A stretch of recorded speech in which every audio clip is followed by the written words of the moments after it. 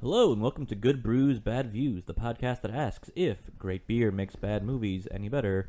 I am your hell-damned host, one Max Nestorowicz, and as always, joined by my resident tech exorcist, one Ryan Everart. Hello. And one painter of the damned, James Thorpe. Hi. So how are you guys doing today? Oh, better now. Better now, But boy, yes. yeah. We've been fighting the demons of just IT and tech problems. the demons of 0 and 1. I'm ready to pray to just any gods that will make this go away for sure. Yeah, so it's kind of funny. Last October, we had some major tech issues here at Good Brews, Bad Views, and we almost weren't going to record today, and we have a busy October, so... Got to get to it. Yeah, got to keep up that schedule. Next year we have to pour a hop slam down the drain of the basement. Right. Yeah, When October starts. sanctify the basement. Sanctify the basement. So for today, we are watching the adaptation of the comic Hellblazer, known as Constantine, starring one Keanue Reeves. Mm-hmm. Yeah. Which took The place Eternal. in 2000, or excuse me, was released in 2005. Mm-hmm. See. So, much as recently, we had our episode on Silent Hill that was both very near and dear to Ryan and James. Constantine, or Hellblazer, is a property that is very near and dear to me, as it is a comic that I've written extensively about, which we'll get into later in this episode. If this is your first time listening to the podcast, how this is going to work is we are going to watch a movie, Constantine in this instance, and we are going to drink some good craft beer alongside of it and have some discussion about the qualities of the film or the faults of the film, crack wise at the film, and hopefully have a good time and take something away from the next 2 hours or so. Yeah, we'll probably pick at the good and bad qualities of each other as well. Yes, of as course. is tradition. Yes. What? Anything you guys want to add before we get started on this? No, I want to hit the ground running here. Before the tech gods curse us once again. Exactly. Ryan, why don't you tell the folks at home where we are watching this today so they can follow along with us? At least at the time of this recording, Constantine is available on Netflix. So we currently have the movie paused as the Warner Brothers logo is settling 12 seconds in. Yeah. So if you folks are watching and listening at home along with us, press play now. I hope the Animaniacs are okay. Oh, Yeah. no! You guys hear they're bringing that back? Yes. Interesting. Yeah, they recently had a kids react to. They showed some original clips and they loved it. Of course. Vertigo, It's incredible. Prestige, DC Comics. Because it's great. The Animaniacs are great. Yes. Yep. I'm still annoyed that there's no citation here. Yeah. Oh, great! We're in a Neon Genesis Evangelion story now. Spare, because it's the spare of destiny. So this scene, which is set in, I believe, Mexico, It's supposed to be Mexico. It looks like. was originally supposed to be set in Turkey, but they couldn't do it because of budget I constraints. couldn't hold the Yeah. bird still. Or they couldn't apparently find a backdrop of Turkey. If you were to ask a random American what does Turkey look like geographically, they probably couldn't tell you. I couldn't tell you. Yeah. Oh, no. Those guys were squatting like premium Slavs. Originally, this movie was supposed to be set in England, like the character's origin, but it didn't get any traction with the producers. But once they rewrote it to be American, it was like, okay, yeah, we're going to make this thing. Huh. Yes, so we had these two kind of wayward dudes here just kind of scrounging around some abandoned church thing? site, apparently. Yep. And one guy's foot went right through the ground through some wood, and he has found a very important-looking plot device. Yeah. Yep. He found something that the text talked about 30 seconds ago. Right. Yep. Spear of Destiny. Probably. I'm glad that when he found it, Also, now It everyone sounded can- ominous. No, everyone can control him because apparently the villain of this movie can't see through dirt. Yeah. Or flags. Or flags. Yeah. Or wood. But It's like Doctor Who. Can't work on wood. This is a great That's effect here jarring. of the car Yeah. hitting. Oh, yeah. So, overall, from an effect standpoint, this movie holds up incredibly well. A lot for of being it does, 12 for years old. sure. There's a good amount of practical effects, which I think, as we've Yeah, stated those are always timeless. numerous times, Yeah. age well. Yeah. Plus, this movie came out in 2005, so it's at that sweet spot where Mm-hmm. some of the stuff does look kind of bad, but overall, still holds up. Mm-hmm. Yeah, I mean, most of the CGI holds up really, really, really well. Yeah. So, Constantine. It's a sequel So- to Sometimes Teen.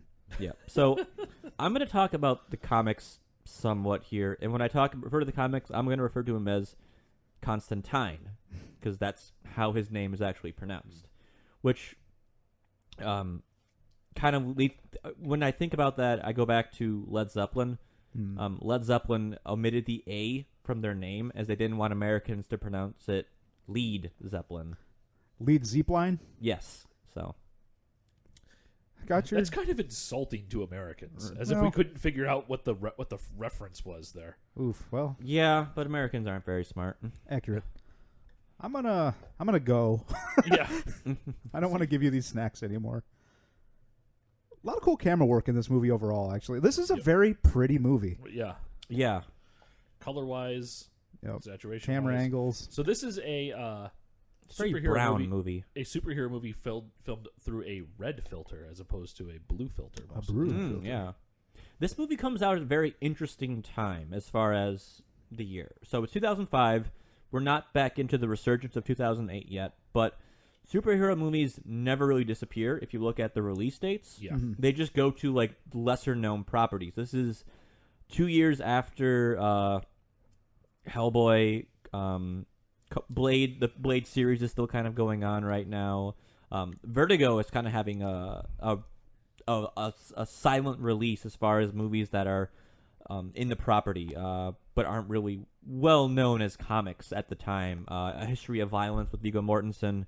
V for Vendetta, I think, is 2006. So comic movies are still around, but they're the more grounded, if you will, or They're gritty not- they're- adults. They're all R-rated releases at They're not this point. superhero movies. They're They're not comic superhero movies. Yes. So interesting that you bring up Hellboy because this movie was actually titled Hellblazer and was originally changed because of its proximity to Hellboy. Yes, and the comic that John Constantine is in, Hellblazer, was originally called Hellraiser, but because of the Clive Barker novels and movies. film series, they changed the title. So, I like this little going through the Yep. different. Does this one work? Religious icons. Seeing like, does this one work? Yeah. The Goldilocks approach. Yeah. Yeah. So here we have Keanu Reeves as the eponymous John Constantine. Doing his best impression of Brett Kavanaugh. Oh. Different podcast. Yeah, different podcast. But yeah, as a exorcist of such. The So weird high pitched. I like the makeup work on her a lot. It looks great. this movie does have good makeup.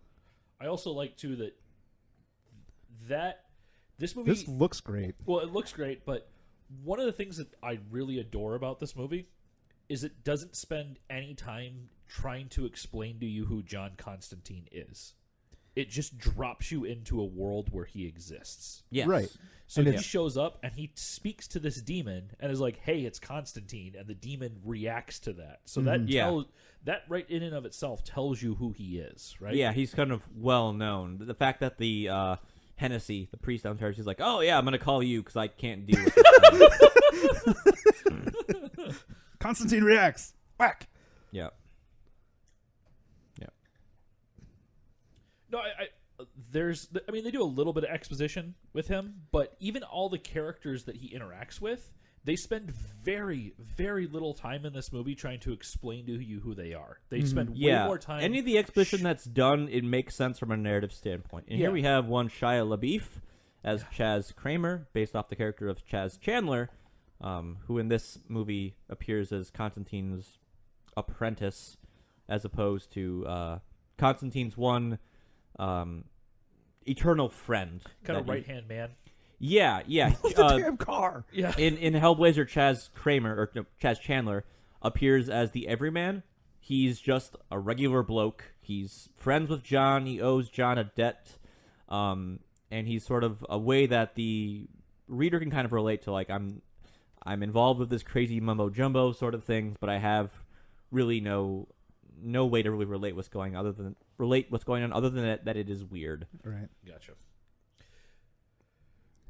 So, interestingly enough, I know that the three of us probably feel that Chaz is one of the weaker parts of this movie. Right.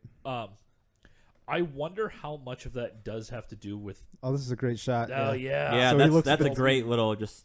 He looks at him. The guy... Looks at the demon and just goes gray. Yeah. So, with Chaz's character in of himself, less dealing with the character and more just the fact that I don't think all three of us really like Shia LaBeouf all that much. And if that kind of colors... That's such a cool effect. Yeah. If that colors the feelings of a character that we already don't like.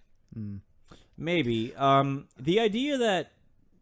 Well, this is me, and I'm going to try to... Again, good effects. Yeah. I'm going to try to divert myself from my feelings as much as you guys did with Silent Hill, but it's some's going to bleed through. But the even idea that John Constantine would have an apprentice just kind of seems... Unlikely. Unlikely, yeah. It is a hazard to your health to be friends with this guy. Mm-hmm. But he was recommended for this role by Will Smith based off of his performance in iRobot. Yeah. Mm-hmm. So. Gotcha. I mean, this is a just great opening scene, right? Oh, it's a very exposition good, through action. Yeah. Yeah, and that definitely works. I wish we would have had a scene of someone drawing what we're about to see in about a couple seconds here of the spear, which camera's going to pan over here now to the fridge. Pan, and you there see it this is. very ominous looking spear. That's normal. Everything's fine. Yep. Seems okay. That seems fine. Mm-hmm. So. So just briefly on Shia LaBeouf, I am kind of neutral on him as a person, for as much as you can know someone through the media. Jack Sparrow's here. Sorry. Yeah. But he is a good actor though. Like he's capable of good acting. Yes, he is. The ones I like to draw on are Disturbia and holy crap, what's the Brad Fury? Fury. Yeah. That's a great the movie. tank movie. Yeah. Yeah, that's a great I thought he was movie. great in that. Yeah. He's had a little bit of a resurgence lately in the news, at least for maybe some of his political stuff and some of his more indie art house work he's been doing. I'm not up in my LaBeouf. Yeah. Yeah, I mean, I don't...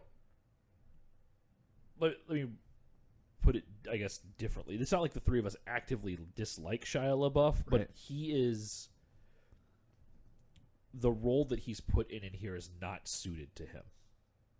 Yeah, I mean, it's an interesting time for him, at least, because this is before he's in It's before Transformers. he's big, yeah. So it's before he's really as big of a character. Most people probably know him from Holes at this point, or even Stevens. Yep. I think that was the show he was in. And it Yes. seems like he's in this movie, like they were going to have him be the comic relief a lot of times. Yeah. And it's just not. Like, Well, the movie he never disappears does for, that. like, yeah. over He's gone for a third large of the part movie. Of it, yeah. Yep. I mean, there's a line later where he's like, "You're kind of like my Robin," and I feel like he is like that. He's there for having Constantine someone to talk to and kind of be like, "Here's what's going on," or whatever. Those blinds are cool, by the way. Yeah, So very Constantine cool. is at home, which Yep, is in his bowling alley. in his bowling alley house. If you're drinking along with us at home, whenever Constantine lights a cigarette, take a drink. Speaking of which, what are we drinking today, guys? I don't know. You brought the thing. What is this? Mine's gone already, by the way. I had to drink to get myself through our tech problems earlier, so I'm going to crack my second.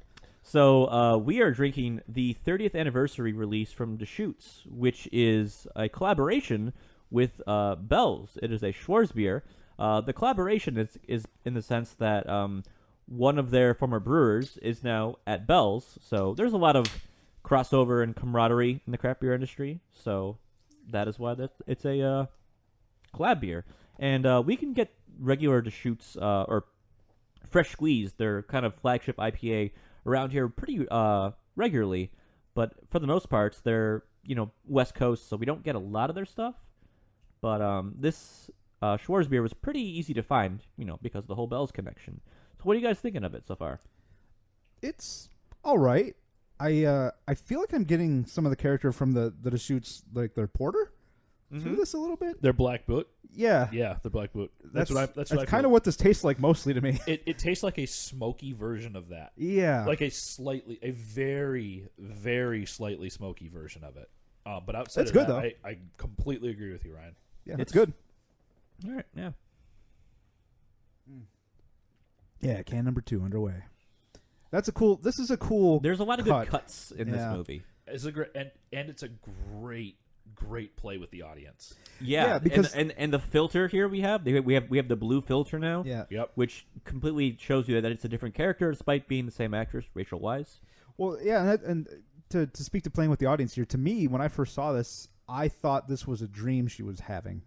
She being Rachel Weisz. Oh, okay. Yeah. Did you guys see this in the theaters, or Yes. are you guys familiar with this before we started recording? I remember in college actually there was a special showing of this at the auditorium, but it was first come first served, like a pre-release, pre-wide release event on campus, and I was really excited for it, but I was not able to get there in time for tickets, so I didn't see it on campus. Yeah, I took this as a flashback up until the point where this happened. This is such a cool shot. So good. Judges give Yep. straight and then again, zeros. the two separate hits. Yeah, And the the glass, glass and then the water. and the glass hitting the water right before she hits it, so it's like, oh no way, like Yeah. it's great. Don't dream it, And then be cut. it. Right. Yeah. And again, still even to this point, it's like, was it her? I know it's a different. Yeah, they used that a could different easily name. just be a dream, but Yeah. that gives you a little hint to what's coming as far as her. So this is one of only 2 times you see Constantine's forearm tattoos, I think, in this movie. Yeah, they're very subtle. That is something they invented for the movie. But so this movie takes a lot from Dangerous Habits, which is regarded by many as the best John Constantine or Hellblazer storyline, where he has lung cancer because he's been smoking since he's been 15. Gotcha. So, Constantine, which this storyline doesn't happen until like 40-some issues into the series. So, and you've seen at this point in the comics Constantine dealing with demons, devils, Lovecraftian beings, murderous hitmen, stuff like that. But then he's going to be undone by Fucking his cancer. own lung cancer. It's a own beautiful vice. irony Yeah. for the series. I think the movie does a decent job capturing that irony by dropping us into a character that's existed. Right. Yes, especially right after that exorcism, like, oh yeah, he can handle the supernatural and stuff, and it's like, oh, by the way, lung cancer. Yeah, because Philip Morris got him. he doesn't while he never really breaks a sweat handling that. No, Right? Like he clearly knows It's what's fairly going routine. on. yeah, and he is in control. control of the situation. Yeah. This beer has a great head, by the way. And even later though, we learned that he had it under control, even though it was an unusual situation. True. Yeah. It's a small thing, but I like Keanu Reeves very much in this role, but I was a little just not irked is even too strong a word, but because of the Matrix and the look he has in the Matrix when you first meet him, it's just black pants, white shirt, tie. It's like I kept thinking of that every time I saw him in this Gotcha. movie. Yeah, it's I would say if you view this movie as the Americanized version of Constantine, I really don't have a problem with that. He's much more gadgety. He engages with the adversary on a physical level, as opposed to the comics where he's from Liverpool. He's British. He wears much more earth tones. His overcoat is brown. His suit is blue. He minds the gap. He minds he minds the gap. He rarely, if at all, ever engages physically. He's much more of a trickster archetype than a eponymous hero, which you see him in this depiction of him.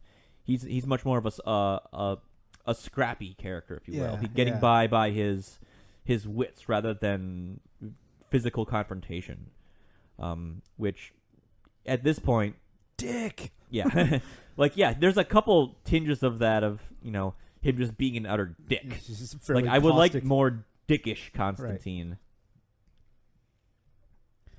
Fuck this- you, Ice. Yeah. Yep. Yep. Guy jumps the. Yeah. Just leaps over the fence. This is a cool shot. So cool. Yeah. So, speaking briefly to the evolution of my cinematic taste, the first time I saw this movie, I was very lukewarm / not liking this movie. Really? Originally, yeah. Because, and again, part of that is tied to Keanu Reeves being cast as the lead here, but when I finished watching this movie for the very first time, I was disappointed because I wanted like 2 hours of just whiz bang explosions and demons and blood and guts, and that's not what this movie is. And back then, being stupid little Ryan, I was like, "Oh, that's dumb. I don't like this movie." But upon no, there's nothing wrong with that. Yeah. It's a there's different wrong with movie. If you want that, go Right. watch Mandy. Oh, dude, Mandy was so good. So fun little fact though. Originally, Nick Cage was going to be cast as Constantine, of course, and fucking course he was. Tarsem Singh, who we last saw in The Cell, Fuck yes, was going to be the director. But Tarsem, the Tarsem Cage combo, it didn't gel. Tarsem's like, I can't make the movie I want with Nick Cage as the lead, so he dropped, and then Cage dropped. That's interesting. Yeah. Now But I would love to see that movie though. I very much spoilers. I like this movie actually quite a bit. However, I would love to see Tarsem Singh's vision of this. Yeah. I would watch that for sure. I'd pay to see that. Because I mean, just from Immortals and The Cell, yeah, I would be interested. Yeah, I think he would do a lot of very good visual stuff with the with all the supernatural things as we've seen. So we've got the gadget scene, like James, you mentioned. This is the Q branch scene, right? Yes. Yeah. This is Q. Yeah. Here's all your fucking gadgets. Yeah. Like David Wenham's character from Van Helsing. Yeah. Yep. Yeah, and there's some stuff in this movie that's like that belongs more in Van Helsing than it belongs in here. I think the gadget that comes later that all three of us don't like feels directly out of Van Helsing. Mm-hmm. Yeah, it's super similar. That is, to me, in a lot of ways. Well, I know you said he's more gadgety in this, Max, than he is in the base material. A whole lot of the stuff he does in this, from a gadget perspective, feels organic to this character, though. Yes, I will agree with you there. And he does less that stupid thing that he has later. Yes, less the stupid thing, which we'll get into. Yeah. The skinny fellow with the fat friend reference he's making here, I can't pin down. I'm assuming Laurel and Hardy. That was what I was going to. I was also thinking of Sam and Twitch from the Spawn comics, which are two cops who get their own spin-off series. But I don't think that's a reference. Yeah, to that seems like an unlikely reference. No, that is a huge stretch. Yeah. Something I've noticed about this movie, watching it again now, is there's a lot of deep sets as far as people going down hallways. Yeah. John's apartment is very long. Mm-hmm. Yeah. Later, we'll see the behind workings of a bowling alley. Right. A lot of very deep sets. So this was the second movie I had seen with Rachel Weisz in it. The first being The Mummy. With Brendan she's Fraser. Evie? Yeah. Yeah. Again, here we get the same director as Van Helsing. The altar boy Yep. or the attendant shows up and immediately knows who he is. So we're brought into this again. Yeah. Like it's just He's a well-known figure. I really like the world that's built around him in this movie. Yeah. That's fucking cool. So cool. Yeah. Those look That's great. it's they look aged good still. wonderfully. Yeah. So here we have Tilda Swinton as the angel Gabriel.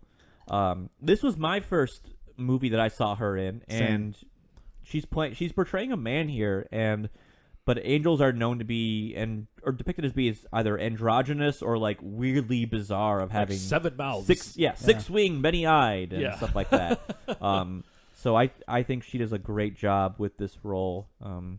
This scene is reminiscent of, again, from Dangerous Habits, of when Constantine goes to like this very posh like gentleman's club, and Gabriel is there, but in the comics Gabriel is portrayed more of as the square jawed, very epitome of masculinity as such. Okay. Effeminate in maybe some of his facial features or mannerisms, but still not Tilda Swinton.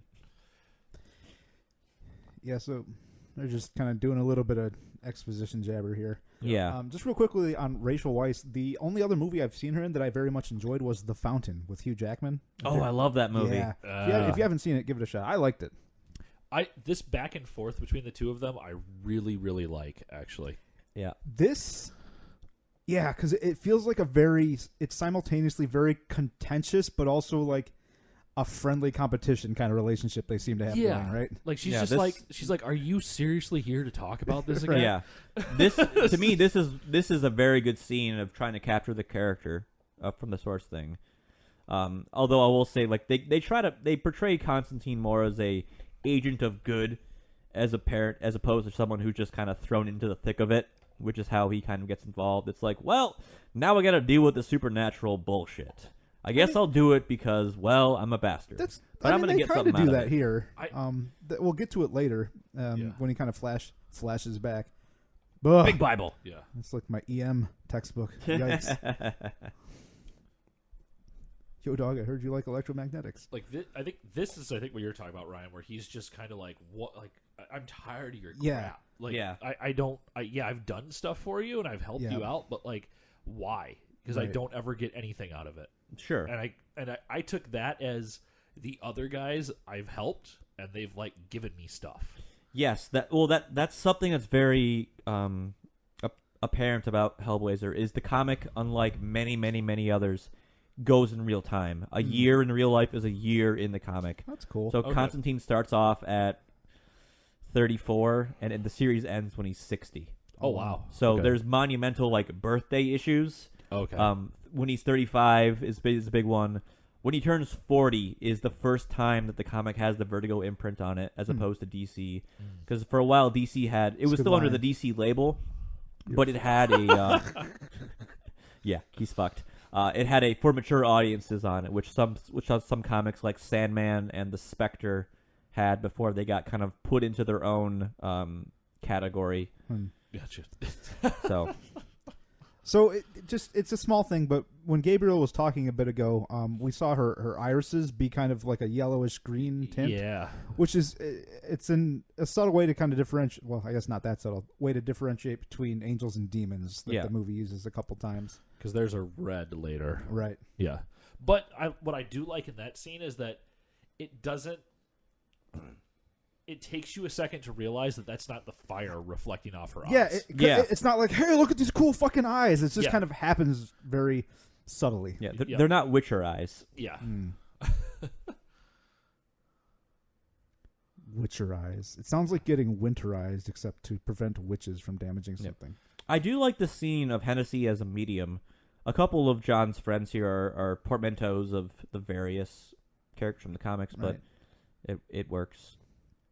If you're wondering why I know so much about this, for a couple years I was writing a column for Sequart, or Sequart, a comic book analysis website, where I was going issue by issue through Hellblazer, which has 300 issues, kind of just documenting the progress of the character and the political and sociological themes of the series.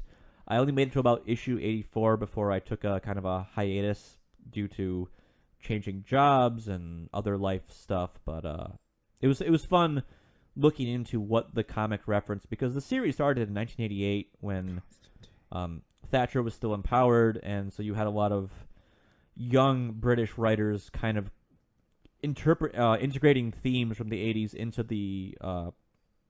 into their work and such. And that was right when the British invasion was happening in comics, as far as, Alan Moore making his name, Warren Ellis, Grant Morrison, Garth Ennis, these very famous writers cutting their teeth and making their name, which is led to such really great series, Transmetropolitan, Preacher. Now we have Rachel Weisz investigating her. That's a cool scene right there, because I didn't realize that.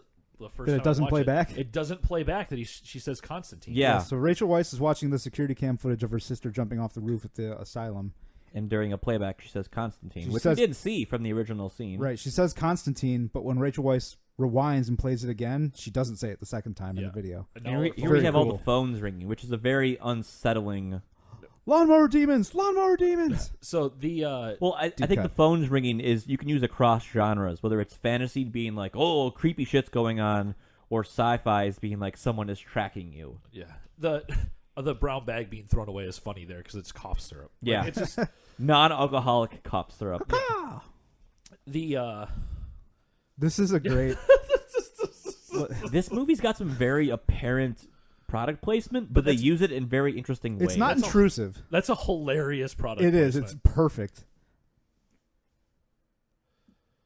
And then this. At first, I was like, he coughed out a rat. Yeah. It's subtle though. The, Yeah, and rat, there's the like- rat's like, oh yeah, it's a rat in the street, and then the crab. The crab.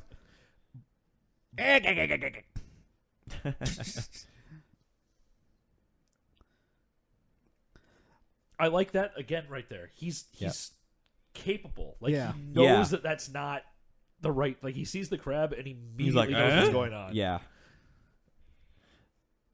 This creature design is insane. Like, Yeah. it looks awesome. this is Hellblazer #1 as far as what the villain is. And It's still- a big bug yeah. thing. It looks really good. Yeah, it doesn't focus on the individual insects a lot, other than like this close up, which still Right. looks really good. So I think it ages well. Yeah. Blah! And Look, earlier look. in the movie, we saw like the soldier demon or whatever it was. Yeah. And I very much like the design because it has no top of the head. Right. Yep. So it looks And then he just boots disturbing. this And crab. just boops the crab. Yeah. I like the little like the schmutz on the camera, On the camera lens lens. there. Yeah. I might have kicked your dog Into into the sun. Oh my god. If you're interested in other things that have to do with heaven and hell, Yes, the good place is worth your time. you should watch The Good Place because it's hilarious. It's a good tie-in, actually. Good Yeah. work, us. Yeah. Yep. So here we have Chaz and Constantine going to see Papa Midnight, a voodoo-inspired character. As far as things in this movie goes, fairly accurate to what they're pulling from. This is so cool. Yeah. It's Yep. like, let me in. Because part of the reason why I like this a lot is that right before this, you're like, what is Chaz talking about? Yeah. What's Yeah, he just like- spouting on about? Yeah. Nonsense. Yeah. Yeah. So coming up, we're gonna have just a whole bunch of little Easter eggs for people who've read the comics, which Just you don't testing, need to I'm just know testing. about, but it's one of those kind of nods things. The only one I'm gonna talk about is the first one you see, which is that's supposed to be the King of the Vampires, who looks like James Dean in the comics, who even acknowledges he looks like James Dean. He's like, I've always wondered, why do I look like James Dean? So, but yeah, just a little kind of glimpse into this underworld that John deals with. And a demon and a angel having Yep. a relationship there Mm-hmm. between the eyes, which Yep. is subtle but cool. Do you want to know the name? Devil May Cry. Speaking of which, the 5th is coming out soon, and shut up and take my money. Yep. The one of I can't remember which of those two actresses was whom, but one of them is Domino Harding, who was the inspiration for the movie Domino. Yeah. with Oh. Natalie Portman, I believe. Okay. Yeah. Keira Knightley. Oh, excuse me. Yes. Yep. Domino's a great movie. This guy, so the God of War movie was kicked around for a while in Hollywood, probably still. And this actor, what is it, Jaimin Hancho? I don't know how to say his name, but he was strongly favored as the guy to play Kratos for a while, and I am so that'd be behind that. interesting. He had a small little bit in first Guardians of the Galaxy when he's like, I'm Star-Lord, and he's like, who? Ooh, yeah. Well, he was actually this actor, I think he Jaimin. might be also be in Captain Marvel coming up based off some stills I've seen. Oh, that's but- cool. Huh. He was actually initially considered to be Drax. Oh, And apparently, I guess when he saw Dave Bautista as Drax, he's like, "No, yeah, that guy should be Drax for Yeah. sure."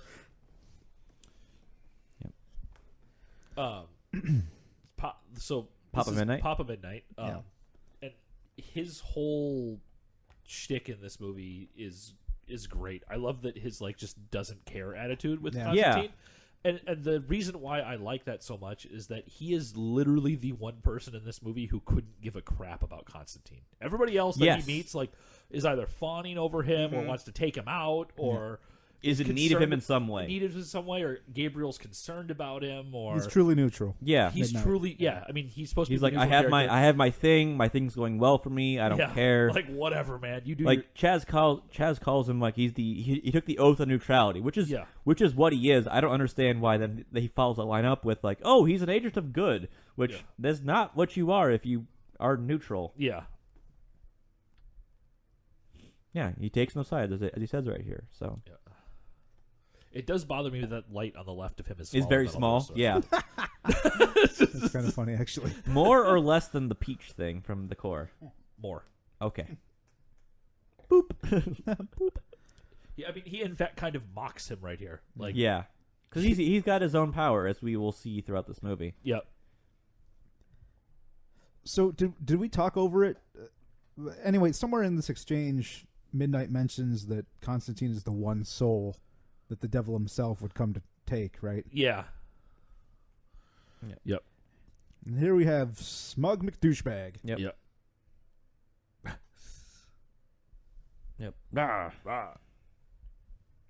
God, I would love to see him as Kratos, to be totally honest. The Rock will end up being Kratos. Oh, that's such a bad choice, though. Yep. I mean, I love The Rock. Or Momoa. No, it'll be The Rock. Momoa's a better choice. Momoa is a much better choice. You know what? And it's kind of too similar as far as, you know, two characters played by the same actor in different movies, which I complained about earlier. Yeah. Dave Bautista's not a bad choice for Kratos. No. Yeah. This is great right here, too. Him mocking him. Yep. Now trance music. Remember the early 2000s, you guys? Yeah. So I actually appreciate when Constantine gets into this club. There's some music, some rock music. What was it? Perfect Circle? Is that what it was? Yeah, that was Perfect Circle. They were the the big band of this movie because they had a that song Passive. They had a music video that was intercut with scenes from this movie. Mm-hmm. It's weird it changes to that music though. Yeah, it is that's more of a Blade thing than. But soundtrack wise, this movie does a good job of just having, you know, appropriate music while not being too saturated with obligatory rock, which I feel like it's no Suicide Squad. Yeah, movies of this style typically have too much of that shoehorned in, and it detracts from the experience, I think. Like they just have to get that Mastodon song in. Yeah, come on, man. I like Mastodon. Why don't you marry it? He's like, yeah, what? Totally. I was definitely looking something up on IMDb and forgot what it was. Oh, well. Good talk. Whatever. Bye. Be more professional, Ryan. I'm a professional. That's what everybody keeps saying to me. I'm a professional. Gives him the badge. Yep. So this is where our two characters, our leads meet. And that's a cool thing. I didn't notice that door last frame. time. Just a bunch of ruins around the doorway. Yep. So they finally interact with each other here. Actually interact. As opposed to like coincidental interaction. Yep. Which has happened twice now.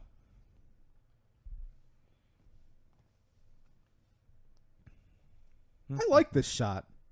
Yeah. Actually. Yep. I mean, we're talking to his penis, but it's fine. Yeah, this movie makes some choices. Some of them are good. That shot's interesting because it's allowing you to have the two of them interact on screen at the same time, but it makes her the focus, right? Right. Yeah, it shows that he's not really caring about what's going on. He's like, okay, yeah, I'm going to let you in. Let me drink some scotch. Scotch. So that's Ardbeg? Looks like Ardbeg, yeah. Yes. That's going to be a very That's super peaky. It's very peaky and smoky. Yeah. Which, as he's smoking. Yeah. Yep.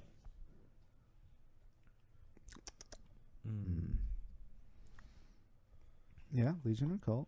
Sounds like a theory detective. Yeah. This is typical for like how you expect a Hellblazer story to start. He's just like, hey, I'm coming to you because of weird ass thing, and he's like, okay, yeah, I don't care, but go on, yeah, I'll humor you. Why is it gonna? What benefit to me will it have? A lot of reluctant savior kind of things for Constantine.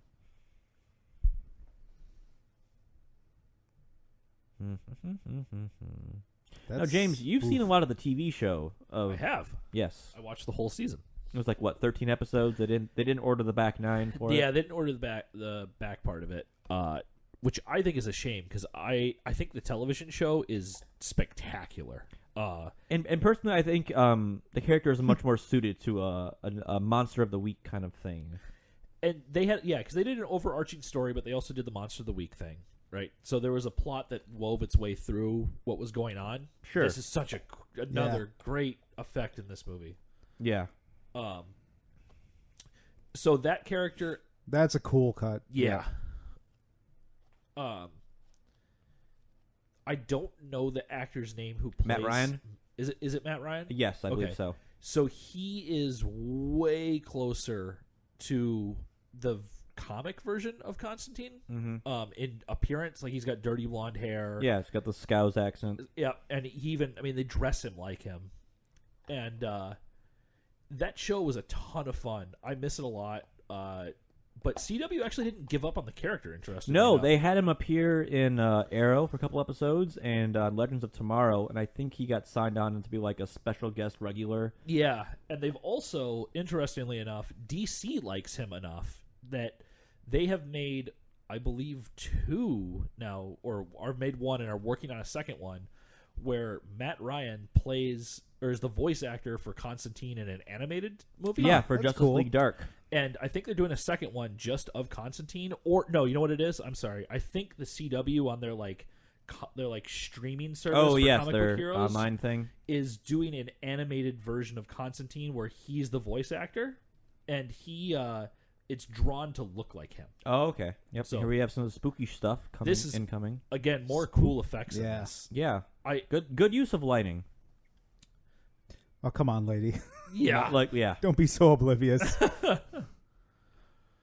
As if the doors locking in the car is Yeah. the weird thing that's just happened here. Is this still Botanica El normal? Buddha is a nice little just like merger of the cultures you see on the streets here. Like it's obvious this movie takes place in LA, but the movie is slow to reveal that it is actually LA because that opening shot of the cab, it's like City of Angels or whatever. Yeah, It's Angel like come City. on, yeah, Angel City, yeah. Yep. Again, just Constantine being absolutely prepared. Yeah. Yeah, this is really not going to hell. That line makes me laugh every time I watch this movie. And this is cool. So this is slowly going dark here by the religious figures in the storefront. Yep. That's a Virgin cool Mary, shot. or- Yep. And then when we break out of the darkness here in a moment, it's fucking That awesome. still looks good. This looks so good. And it's just awesome. You would think Yep. that like Man, a look big at that. shot like this would probably be one of the first things to age because there's so much going on. And the cut there, That's awesome. it's Yeah, so again, good. like deep set. I mean, it's obviously Right. like an actual city street, but Right. Yep. having something like that, you see the light slowly going back Mm-hmm. on. Yep. And just the slow dissipation of the embers and ashes is super cool. Yep. Mhm. Again, this is all just business as usual for Constantine. Yep. Yep. Yeah, they made him, to your thing, Max, that he's less of a jerk and more just really matter of fact. Yeah. Yep. He's tired. Tired, and he's unshakable and tired. I think more tired, to your point, Ryan. That's a better word for it. He's just like, come on, man. Like, again. Yep. We're dealing with this again. So I do like this plot thread here. Mm-hmm. Cheap. Yeah, it's a cheap Boo. scare. Yeah. Yeah. The whole bus thing, like that, didn't need to be in here. This movie clocks in at just over 2 hours, and it's like, you could cut some away from. Well, I mean, the bus was 4 seconds, but it's the cheapest of cheap for jump scares is what Yeah. that is. The pot everyone's mother had. Yep. Boy, I just last night. But no millennial owns. Right. Last night for movie night, Good Night Mommy, a German film, was watched in my basement, and there's a cat in that movie, and things don't go so well for that cat. Oh, I'm glad I skipped last night. Totally recommended though. Excellent stuff. I like that the cat's name is Duck. Yeah. Yeah. Yeah. Yeah. It's just I like that the cat's just like, Constantine's what are you doing? commentary on cats. Yes. They are just jerks. Well, cats have always been kind of more of a... They've always been seen this way. Right. Yes, that's the best way to put it. They've always been seen as having some kind of Otherworldly relevance. Yeah, occult significance. Yes. Connection to the land of the dead back with Egypt and further on. This ties in for a lot of... That's a great... It's like, oh, you need candles and pentagram, and Constantine's always been kind of like, that's a bunch of shit. I like the whole why do you have any? Right, Like, yeah, it's just right. him just being like screw you. yeah. So this kind of ties into, as far as where this character is in the comics for where it is in the movie. It's about reaching issue 200, I believe, at this point. Which at this point, Constantine is using like Latin incantations in the comics. I think it's being written by Mike Carey at this point. But he's like the rituals. This is a great shot. The ritual's important, but you don't have to have like the whole candles and pentagram thing. Yay. One of my favorite scenes from Good Cat. This Good is Cat. such again Good really cut. cool cinematography here. Yeah.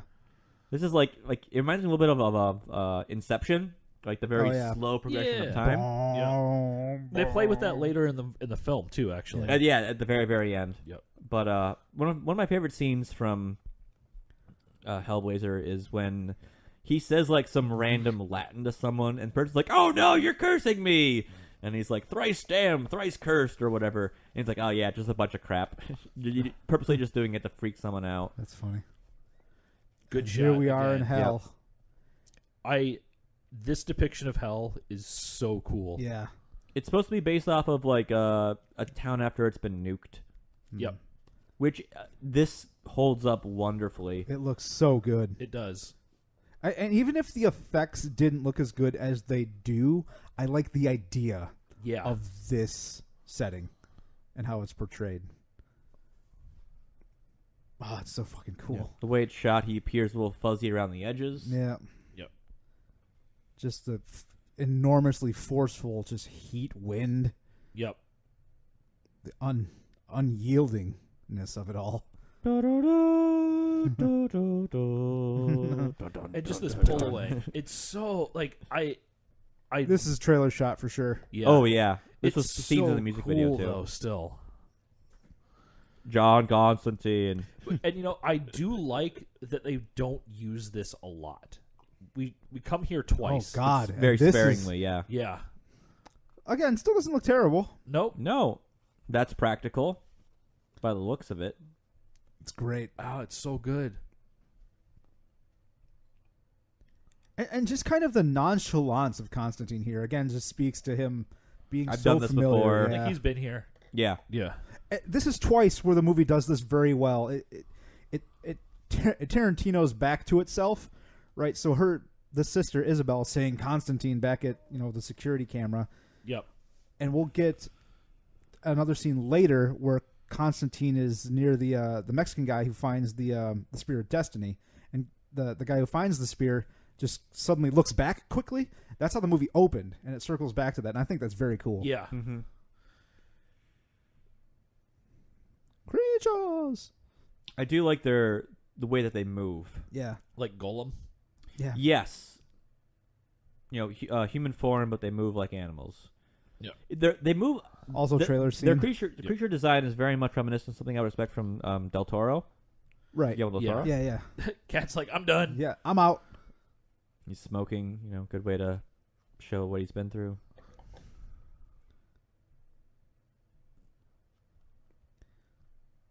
I like that Japanese art print she has in the back. It gives a lot of color to a relatively not bleak but bare set. Yeah. Yeah. Everything's kind of white and brown, and This is a big blow emotionally Oh, for her yeah. right now. oh yeah, for sure. Yeah. So one, There's a not lot of like single tear shots in this Right. movie. Yeah. So one, not only is it confirmed that her sister did kill herself, but it is also confirmed that there's heaven and hell. So Yeah. that has extreme consequences. Yeah. This poor bastard. Yeah. His eyes are very shifty in this movie, and I don't remember them being shifty in any of the other roles he played. So that's good on him for just kind of having that quirk. I really like his character here.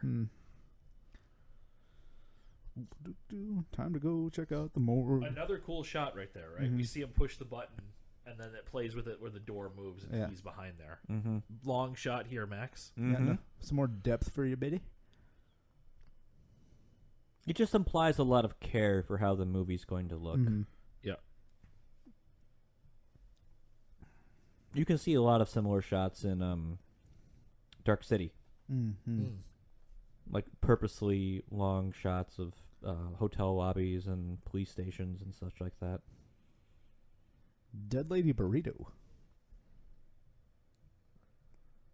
That is a life-size dummy they made of... Rachel Weisz. Yep. Yeah. And I also just like that he's, That's steaming. cool.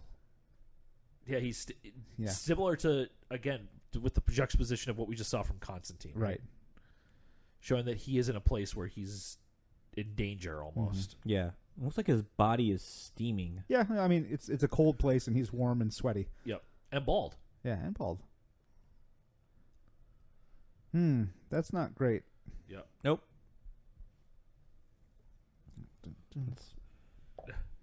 Silent Hilly in its portrayal. Oh, and the symbology of it, yeah. Yeah. Here we see the first scene that there's something wrong. So he tried to drink from his flask, nothing came out, but then you see the drip of the alcohol on the ground. Right. Yeah. So we'll get there, but the how this Pepsi Blue. scene culminates, the culminating, just result here. I've always found this to be really, what's the word here? Just Disturbing. impactful. Yeah, disturbing, impactful to me. I was just kind of destroyed by this. Oh, yeah. Yeah, this is calling back to like the very first issue of Constantine, where there's some sort of hunger demon, which is shown by the plague or the bunch of bugs and such as random people just going around and trying to consume, but they're unsatisfied or Right. unquenchable thirst or unsatiable hunger. And then just like randomly dying, because we've seen Hennessy trying to drink from random bottles and such, but He's actually shattering them in order to shattering them to get to the liquid, but unable to actually drink from the bottles. You can hear the voices at this point with them too. Yep. And Yeah. here he grabs the first time I saw it was like, okay, what's he trying to do with this? Like, is he trying to open something else up? And here you start seeing alcohol leak from his mouth, Right. which Yeah. I think is one of the effects that It's doesn't a small hold detail, up, yeah. but Yeah, it doesn't look great. it Eh. makes sense. Yeah. And then you're like, what is he doing? But Yep. Red eyes from the demon. yeah, Balthazar here. I like that Balthazar, which is one of the three wise men. he's manages to pull this off right underneath the nose of Balthazar. Who was played by Gavin Rosdale of Bush. No. Way to ruin a bunch of perfectly good-looking sunny-side-up eggs. I guess we see a bit of the tattoo here, too, on Constantine. Yeah. Yeah, but we don't know what it's about. Yeah, right. And we never really do in the movie, anyway. So this Yeah, I'm not going to go into what Cool. the actual occult symbolism of it is, because it doesn't add anything to the discussion. Other than that's just an interesting thing that he has. Here we see a retelling of Constantine's little origin story, yeah. which, for comparison, in portray like he's obviously like the hero here. He's a little bit of an anti-hero, dickish kind of guy, but in the comics, he and his friends are like, "Yeah, this girl has disappeared. We're gonna go and investigate the area and save her and whatnot." With all of him and his bunch of friends, and Good they shot. go, good shot here. Very good. And they go to like a haunted little like music venue or whatever, and everyone dies besides him. And he gets sent to a mental institution. He's like, "Oh my god, my friends all died." Fails the sanity check, loses too many points of sanity, and ends up in a mental institution. They think he killed. Everyone thinks he killed them, but they can't prove anything. And goes through a bad time. And Have a bad time. the ghost of his friends follow him around, and you'll see. Later in the movie, he has a line of like, "You'll just be another ghost," which is a reference to like the ghosts follow him around because, it's his fault they died. So Constantine never kills anyone, but the people around him just die. Okay. So something that we talked about a little bit, Ryan. I didn't pay attention again. I think this is the first scene where Rachel Weisz's character wears any significant level of makeup when they're eating breakfast here together. Yeah. So we get just a small bit of explanation of what the rules are supposed to be for heaven and hell. Yeah. Here. Yeah. Just suggestion, not direct influence over humans, is the idea. This breakfast scene, like kind of like the walk up kind of stools or whatever, reminds me a little bit of Requiem for a Dream. I actually haven't seen that movie. There's a brief scene where there's two people eating breakfast at a countertop, and then you realize they're at a walk up kind of place, which you don't see around Metro Detroit, but I guess is more common in the warmer climates, or apparently, and also in New York. Yes. But I guess watching that as someone who's not used to that, it was a weird kind of scene because the way it's focused is oh, they're at a diner or whatever, and then it cuts to the rear and they're like, oh, they're on the street. Oh yeah. So I will say, as someone who didn't grow up here, I immediately knew where they were. Okay. Fair. Regional differences. Blorg. Interesting placement for police car numbers on top of those cars there. I mean, who was looking at those numbers besides helicopters and press copters? Press vehicles. Yes. Part of me wonders where the broken arm of that detective came from. We never get an explanation for it, but unless the actor himself had broken his arm from Right. something. Oh, he was a Zeppelin fan. Cares for his friends. What is that symbol anyway? POD has that. They never symbol. explain what it is. That must be a real thing. I can't give you a definitive explanation. And then they talk about how he drowned himself in alcohol. So Yep. Right. Sorry, Ryan, but my occult skill is not that high. / Roll I better. failed the roll. I also like when he walks in, the detective is like, God, him again? What Yeah. is he doing here? But at the same time, they all just leave him alone to let him do this. Right. Yeah. Good shot here. Yep. I Good love shot. this shot. Yeah. Great shot. If the Big Lebowski had occult nonsense in it. And This it pans story over all happens his back stuff. during the high days of the War on Terror. Just what a bizarre just space. Yeah. Yeah. Okay, think X-Men.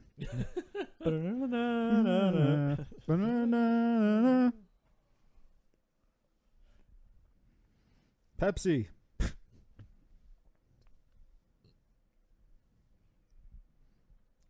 That's a big cross. Yep. The pool here is shaped like a cross. Yes.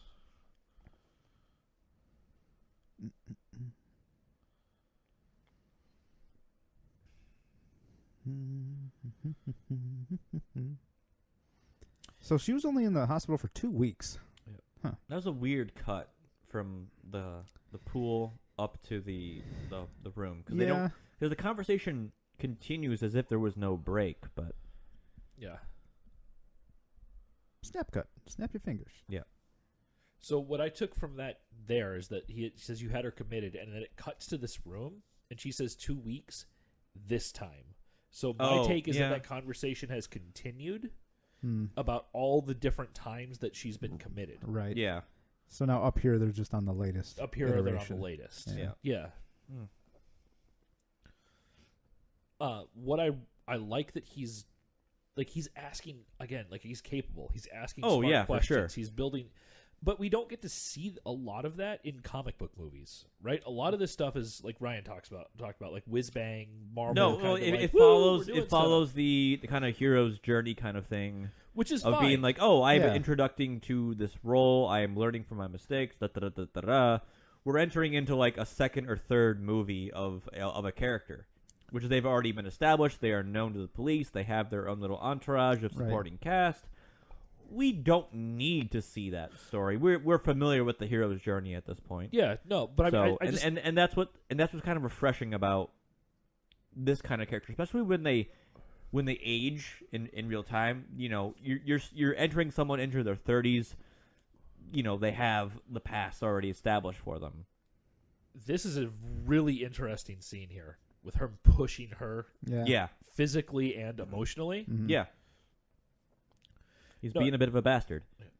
Because I like all the whiz-bang stuff, too. Like, I love Of we're course, fighting yeah. dudes and doing cool stuff, but it's cool to see someone be the detective that Batman Right. could be shown as, right? Like, he's asking the interesting questions. He's taking you on this journey with him.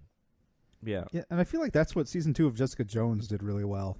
It leans a little more heavily into her just like being a detective, which I thought was really fun. Fair. Pushes her. Mm-hmm.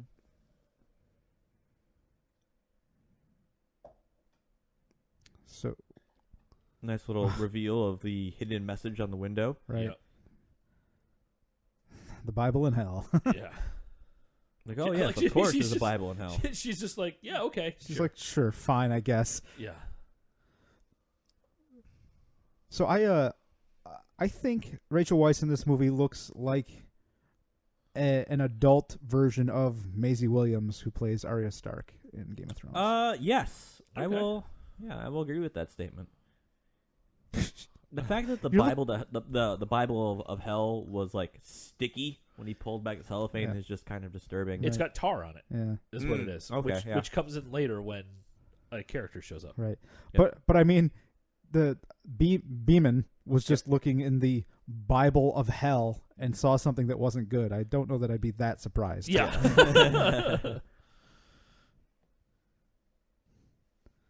We saw some sort of creature erupting from a woman, Mhm. which I did not notice the last time I watched it. Like, oh, it's something holding a demon. I didn't see that there's the horizontal figure Right. of what Yeah. it's coming out of, because it's a very quick shot. I wish they would have lingered on it just a little more to Yeah, I agree. show the implications of what it was there. Yeah.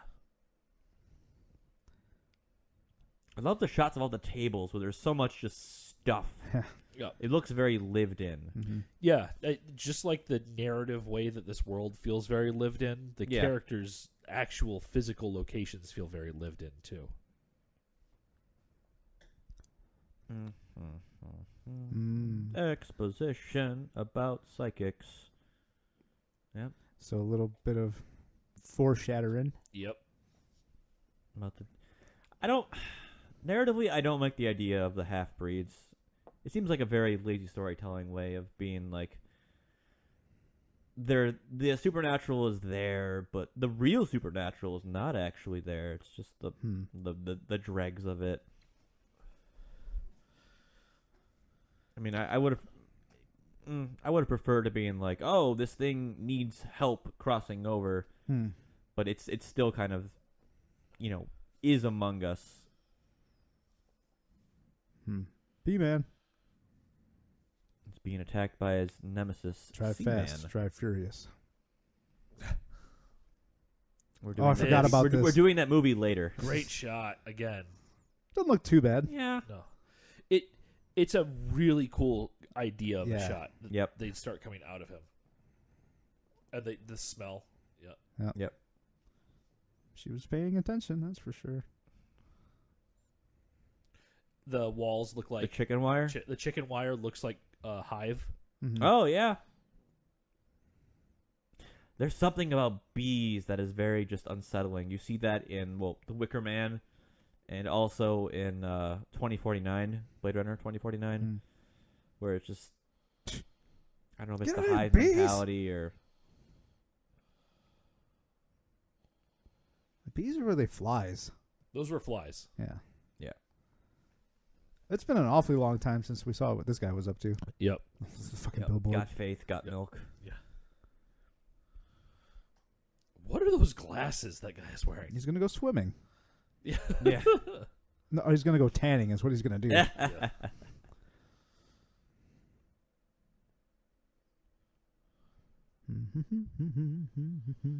Another cool shot. Yeah. That could be any city, really. But This nice, relaxing, non-remarkable shot of a busy street. Fuck my lungs, man. Fuck my lungs. The setting, it's what's all these water barrels? Yeah, there's so many. I just noticed that. But the setting of being in a city very much is reminiscent of how a lot of British horror is doing, or British horror is. In comparison with a lot of American horror, a lot of American horror is set in the wilderness or on the dregs of society, which kind of goes to the way that historically America has raped the land, to put it in in just plain terms. While in the UK, a lot of if you look in historically of the way that the British Empire has, or what it has done to people, or has done to people for industrial purposes, as far as like child labor or unsafe working conditions, and sets a lot of their horror in the urban environment as opposed to the rural or wilderness. So I'm just noticing that right now in the exchange with Rachel Weisz and Keanu here, that Weisz says, I'd trade spots with her if I could. Yeah. And that ends up, spoilers, being what happens near the end of the movie. Kind of, yeah. Well, not with her. Not with her, but... Yeah. Yep. Plants that seed in his mind. Yeah. Cool this shot is a really right there. cool shot. With her behind the green, bottle glass kind of thing. Again, just a very... Like, that could be a panel right out of the comic, right? Oh, yeah. Yeah. Stylistic choice. And actually, that's such a great, just central idea to a tumultuous sibling relationship. It's just a pair of twins where one that can both see demons and ghosts, where one decides, you know what, I'm going to pretend like I don't see them. Yeah. And just watching it consume your sister, Yeah. Yeah. That's heavy. Well, it's a nice twist on like, oh, one is the good twin, one is the bad twin. It's sort of like one. Right. It's like they're both good. They're just they approached it differently. Yeah, it's more of like one is the utter rejection of it, and the other is acceptance. Well, I wouldn't not say even accepted, is but plagued by it. Right. Well, I mean, and in a way, it's your good twin and bad twin. She's the bad twin. Isabel's the good twin. Yeah. Yeah. Right? I mean, she let her sister get committed and have her life destroyed over something she knew was real. Exactly. Yeah. There's not much humor in this movie, but this line coming up here is pretty good from Rachel. Yeah, that's the one thing. I wish there was a little bit more humor in this. I mean, whether it be like snarky or gallows humor. Do I have to take my clothes off? And Keanu's like, he's thinking. Yeah, he's like, right now. Right, I'm thinking. Yeah, at that point, she's like, yeah, you're full of shit. I clearly don't need to. Yeah. So, a couple days before we record this episode, Patton Oswalt made a tweet being like, how am I just finding out that a movie called A Dark Song came out? Like, he said, like, no offense to Keanu, no offense to Matt Ryan, this is how Constantine should be portrayed, as far as, like, this know-it-all occultist who's snarky but forceful, and I bring it up now as there is a scene in that movie which I watched this morning, which is like this, of a woman in a bathtub with him being like, you need to be in this bathtub. It's for very different reasons, but I bring it up in the sense that, like, yes, what goes on in that movie personality wise is very reminiscent of Constantine, but is much more restricted to being like, this is the ritual, you must do the ritual, and is a lot of just showing you how terrible humans are. I would highly recommend it. It's only like an hour and a half. Like Patton said in his little tweet thread, either nothing is happening or all of the occult things are happening in that movie. So it's very just like slow, up to 11, slow, 11, and then 11, 12, 13 in the final, 15 minutes. So very atmospheric, so very much up my alley, like we talked about and have talked about in previous episodes.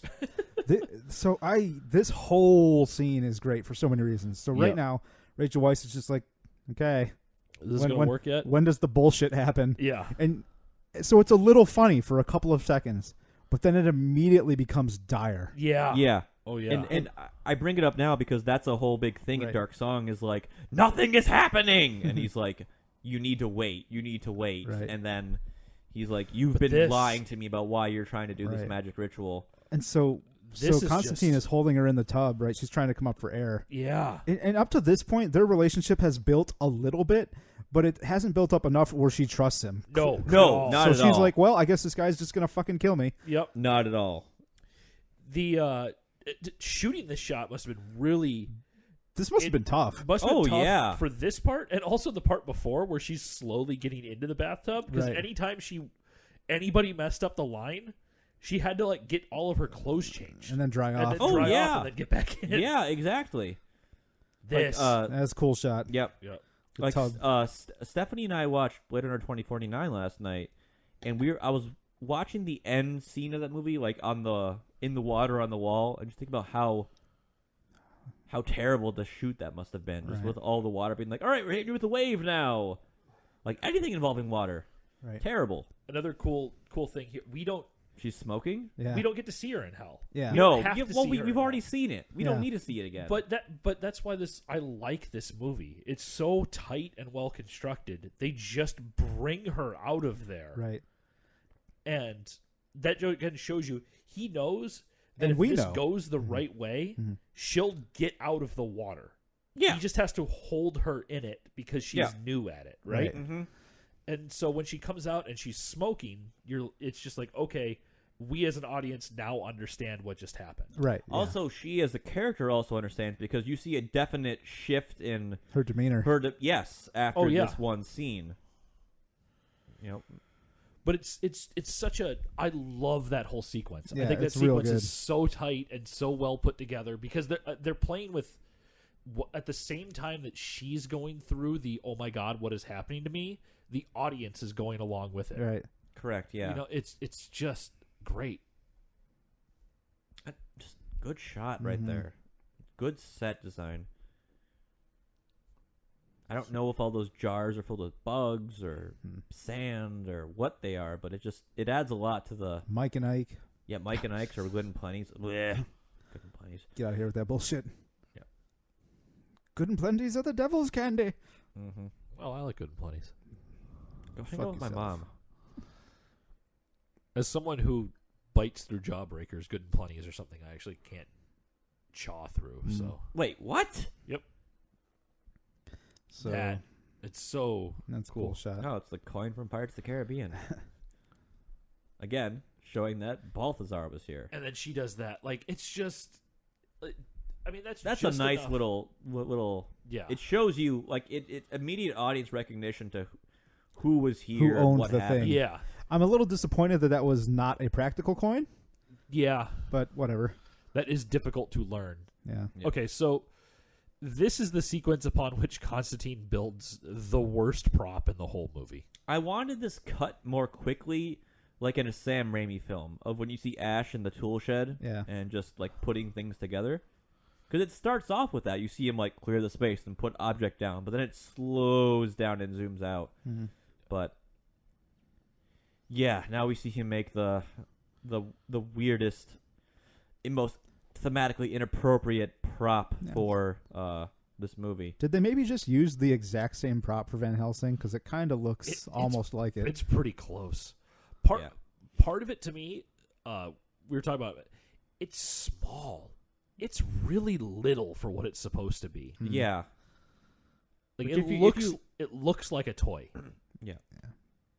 If you look at what automatic shotguns look like, they are smaller in stature to a traditional like shoulder holstered kind of gun, but yeah, it doesn't have the same visual Well, oomph and that for what you would expect. a movie that up to this point, all of his techniques and things he's had have been like Very grounded or realistic Yeah. and such. and I like how they keep faking out the kiss here. Sorry to interrupt you. yeah, and in some ways like slapdash almost because like even the even the cloth he wraps around his hand is something he kind of improvises or puts together really quickly, right? Yeah. And then he sits here and makes something, and it just looks ridiculous. It is pretty silly looking. Because even later in this scene, he's going to pull out some brass knuckles, Yeah. which are a really cool idea, Yeah. actually. I really like those a whole lot. So Yeah. it's not the fact that it's well put together. It's just the fact that it aesthetically doesn't fit with the rest of the movie. I like in this one scene, you see Balthazar in the mirror, how his face is moving. Yeah. Yeah. Like to show that, like he has permeability of his physical features. It's not just a funhouse mirror or whatever. Do you think that was a bottle of glycerine? Bush jokes. It's like, well, I'm done fucking around. Also could have been a Van Helsing joke. I'm gonna be honest. I'm kind of not on board with her forgetting the necklace here. It seems unlikely. Well, it's I weird don't because he know. puts it. Doesn't he put it on her? He does. He does put it on her Yeah, in that so- fake out kiss thing. So, like, how does it come off? Yeah, exactly. Maybe she took it. I don't know. Yeah. Well, and to your I mean, point, she's Ryan, in a rush, sure. Yeah, but like it shouldn't. It doesn't. But the way your she takes neck off her doesn't jacket doesn't make disappear sense. when you take your jacket off. Yeah, no, I'm just The saying. makeup's good. There we go. Balthazar's This is really face. cool. These are cool. Again, the runes around the fingers. That's a cool shot. Yeah. So This movie uses slow mo well in a Yes. time when like that's the trend.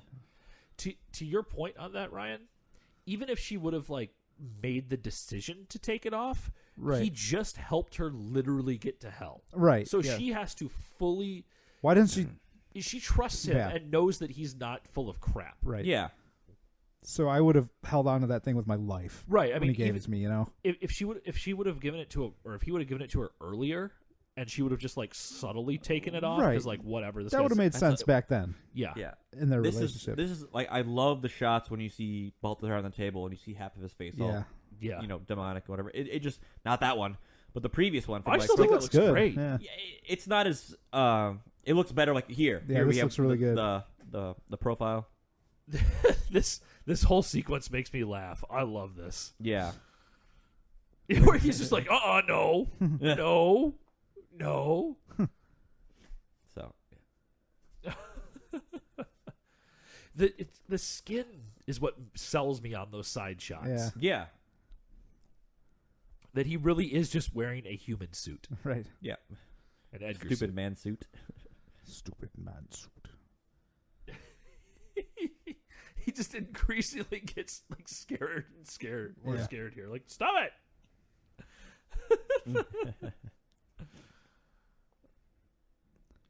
So what was how close was this movie to The Devil's Advocate with Pacino? that was Keanu, I think right? That's 99. I could be wrong on that, but that if you Google Constantine, that's one of the you may also like Devil's Advocate. Huh. Blood of God. Oh yeah, it says it there. Yeah. Good work. Subtitles. 1997 is Devil's Advocate. Oh, okay. So this is actually after that by a decent Yeah, amount. like Yeah. 8 years. The teeth effect there is really cool Yeah. too. Yeah. On the side that's still human, they're like mostly still human, Right. but on the Mhm. side that isn't at all, they've completely changed. Sure, yeah. Constantine's like, nope, ain't gonna work. Bye. God, that's so cheesy looking. You fucking asshole. Yeah. Yeah, there's That's this just movie a more does different have necklace. a good amount of cheese to it now that we're in the second half of the movie.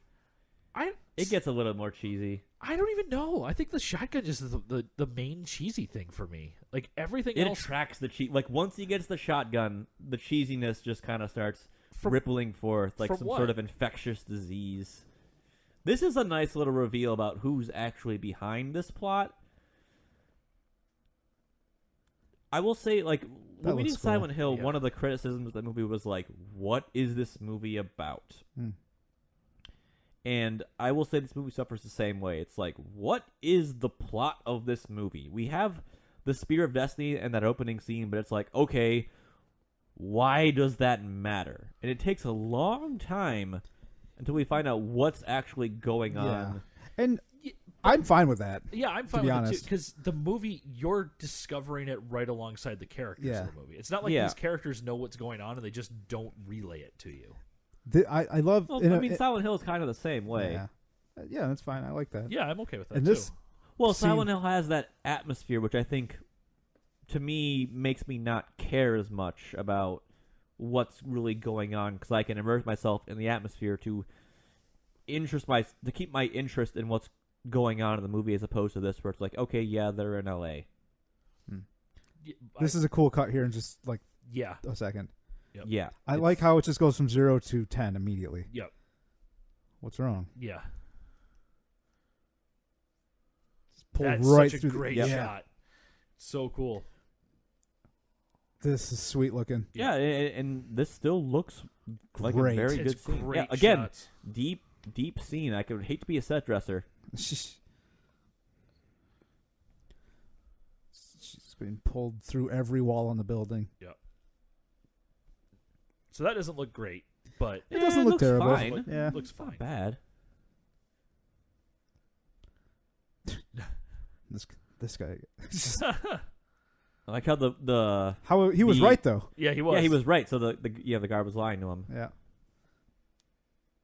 He's just tired.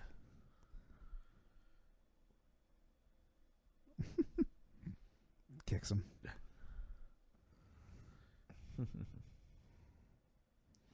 The lighting is good in this scene. It's Yeah. going through various greens and blues. It's a little John Wicky.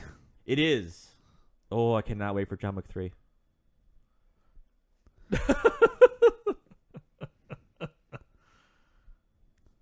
It's got a trumpet attached to the top of his shotgun. Fonk.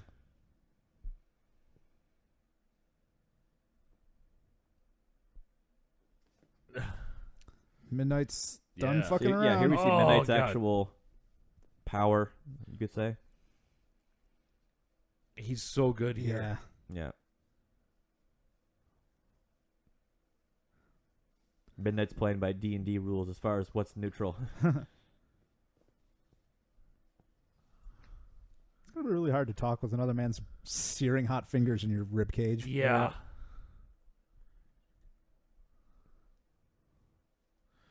I like there the subtle thing that it's showing. It's taking him a lot Yeah. of effort to do this. With It's the sweat the coming dripping down the back sweat. Of his neck. Yeah. Right. Also, I like his shirt. That weird. Dude, Midnight's got green- some fucking Yeah, he's got style. some style. Yeah. And of course, you see the sidebar was kind of bent. Right. I like this. Another scene. room full of stuff. Room full of stuff. I like this room full of stuff. Mm-hmm. I think it was before we started recording. I was telling when we didn't know if we would actually be doing this today that I think this movie suffers from some of the later middle portions of Constantine or Hellblazer, where it gets too tied down to the Christian mythology, which is something Garth Ennis, for all the great things he brought to the series, put that heavy weight on the series as far as the forces that Constantine would deal with. I'm not going to differentiate between the two, but so you have this room with all these occult artifacts of like this electric chair that 200 people got killed in at Sing Sing and whatnot, and that at least in the Western world, once you deal with magic and occult in this kind of way, it's hard to break away from that. So. And I feel like in this scene in particular, you see the movie kind of go to those other realms, which I can really appreciate. I really like that. I don't know why, but I love the breaking of the light bulb and using it the way that he's using right here. Well, I think it looks like a candle. I don't know any other scene or movie or narrative or whatever where they break the light bulb and it's not just like the lights go out, not just like we're exposing the filament like that. Yeah, it burns up instantly. That's why the light bulbs are vacuums. So that's when the guy who finds the spear looks back at the beginning of the movie. It's because he sees Constantine, right? Exactly. It's Yeah. very cool. Well, because Constantine suddenly appears. Right. Right? He exists throughout time. Right. I thought that was really cool. Yeah. And this surprisingly holds up. Yeah, this looks fine. Like looks this real could have good. been like a train wreck. Even like the not the individual scenes, but like the transitions between Right. all of them. It's got kind of like almost like an oil painting character to it. Yeah. A lot of this, which is really cool. Blah. Yeah, and then you see and this last bit sees that like he knows that he's here. Yeah. Somewhere Snapchat is trying to figure out how to make a filter that looks like that. Send snaps throughout time.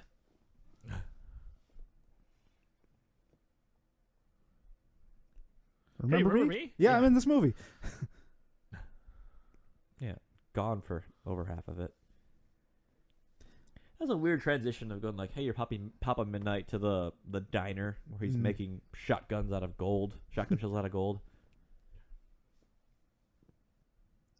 So the movie does a little bit of development with Chaz, right? Like he's clearly just had his nose buried in occult books and everything he can find, Yeah. right? Which is interesting, but again, just as far as how this movie ends up being constructed, he's almost superfluous. Yeah, Yeah. I feel like you could easily cut him out, and he's not needed. Particularly because, like, I mean, he does provide some aid, as we're seeing here and in the final finale. But the way that they just cast him off, that it's like, you. Mm-hmm.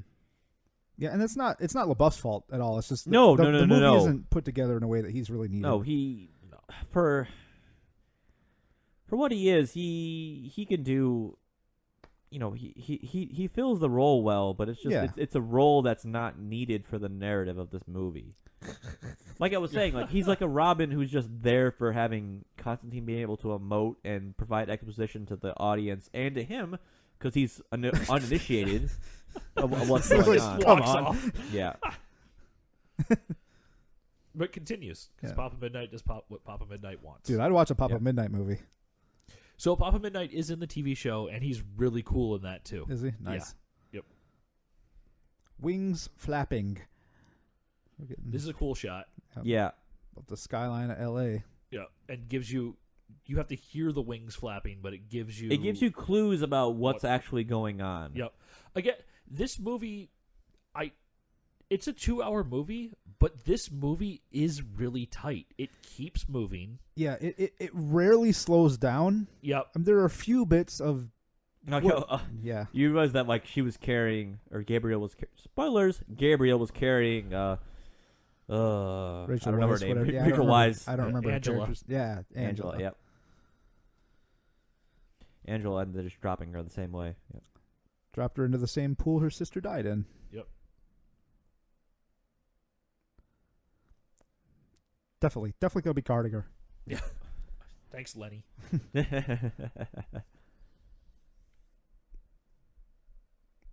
Cross gun. Right. Fair. Yep. Mm-hmm. Yep. Mm-hmm. So that shot my beer's all gone. at first kind of seems like it doesn't need to be there, but what it does is it puts that doubt in the audience mind. Right? Yeah, that's like, is this all gonna be the way it's supposed to be happening, or it's not always like it's in the books? This looks really cool. So much good effects, right? Again, it's funny that like they let her keep the gun. Yeah, I mean, and that just speaks to like they don't care, right? Yep. Doesn't matter. Like Constantine mentioned earlier, it's not going to do her much good. Yep. Nope. I feel like they should probably be in a bigger hurry. I don't know. Hellspeak. Yeah. Hellspeak. That's the same language that your spouse uses when you wake them up early in the morning. All right, Okay, kid. Go do your own thing. I hope you don't get slammed into the ceiling and then the floor and then the ceiling and then the floor and then die. Or get cast in several Michael Bay movies. Though not great, I still have net enjoyment of the first Transformers. Yes, I do too. It fills a good role. Yeah. The first Transformers is a fun movie. Yeah. Don't do this at home. No. Also, why would you use the shotgun on this thing? That can't be a good idea. We'll pretend he has single slug. Okay, I'm confused. So, this is supposed to be just the sprinkler system Yes. supply? Why did it have the big fire symbol on it? I guess because it's the fire suppression system. Yeah. It's not, not to, it doesn't contain a flammable substance. Which is what that means. Right. Yeah, that was my confusion too. I was like, why is he in Why the is he generator opening room? up the propane? I was like, why are you shooting the flammable stuff with a shotgun? Yeah. Fucking buffoon. All right, so in a Here are the upcoming eyes. scene, one of the women, I believe it is that one who we just last saw, goes, holy water, or whatever. So, yeah, holy water, yep. So that is supposed to be Elle, who is a female character who was cut from the movie, except for that scene, who was supposed to be John Constantine's lover. Huh. She is a succubus. All right. Which is why she's like, oh, it's holy water. They wanted to make Constantine more of a solitary, alone figure when he meets Rachel, because they have that weird romantic, not romantic tension. Elle is a character throughout the series who does some questionable things with him, and who Constantine uses for his own ends, which ultimately makes her a villain of the series. But she's a demon. What do you expect? That was a cool scene. It's a cool scene. It's a cool shot. It's very quick, and it's it's not overly drawn out. Yeah, exactly. Here we have a scene reminiscent of the Constantine scene. Right. Yep. Her going in and out. Yep. And now we actually do see her in hell. Yep. So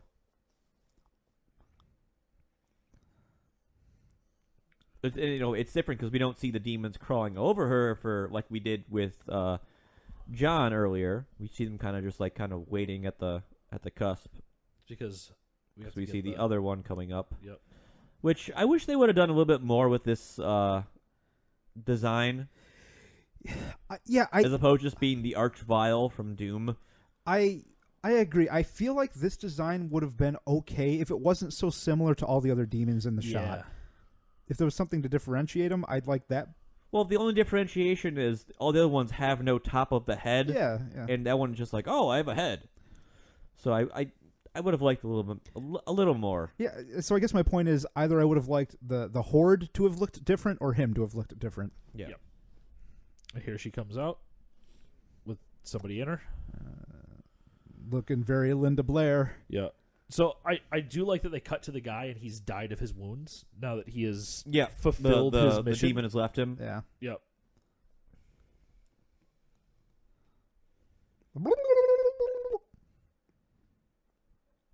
I wish there's some good underwater shots in this movie. Yep. I wish the captions would have said snarls but underwater. Yeah. or bubbling. Yeah. Pull. Pivot. He just says that's when Constantine yells pull and he just hurls her in the air and Yeah. Chaz shoots her. Shoots with a shotgun.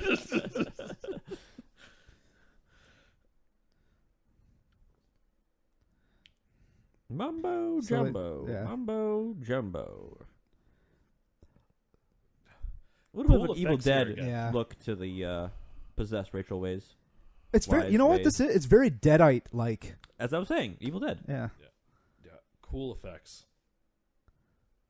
She looks like she's wearing golf shoes every time they cut to her because she's got little thingies on the bottom of her shoes. Even that, the transition there, which has to have some CGI to it, looks great. Yeah. Yeah. I'm back, baby. Yeah. Thank you for trip sitting for me. Quite feel right. Something is amiss. Yeah. Oh no. Oh no. We're about to get aliened. Which even again, this looks great. it's just quick enough that it Yeah. looks that It's you're just enough. It's quick enough and shaky enough. Yep.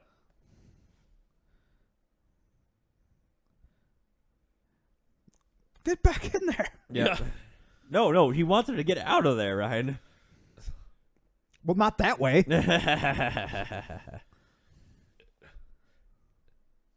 I'm just gonna push you out the mouth. Enter Chaz. Hey, I'm gonna help. I'm not superfluous, no matter what you guys are saying. Yeah. I need a young heartthrob and the old heartthrob. Yeah, I don't know.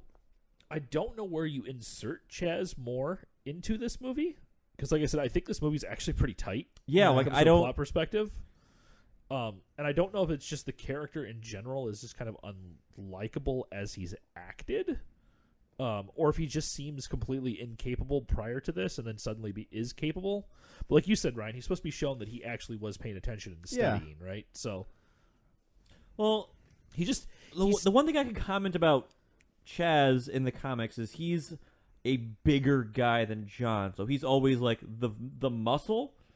But because you see John take more of a physical role as far as like punching stuff and whatnot, a lot of what I would have assumed is like, and here we see him die. Yeah. A lot of like the physicality is taken away from the character important to John, but that's more of the Americanized version of John Constantine. But I can agree. Like, there's not a lot of scenes where I'm like, oh, I would want more Chaz Chandler or Chaz Kramer in this scene. it might be that at the beginning of the movie he's very whiny. Yes. And as I soon would as move my car. Why don't I move it more, John? Yeah, if he was less whiny at the beginning and more kind of like, hey, you know I can do stuff. Why don't you have me do more? Yeah. Like Like we've spouting done off stuff. more like occult factoids. Yeah, and being kind of like, like oh, trying I to know be you need to put it. I'm useful. We should be doing things, and he just kind of keeps putting them away. Yeah, it's like, oh, you used the blank medallion. You know, I know that's. This is a cool effect with his tattoos. Yeah, with the world being Yeah.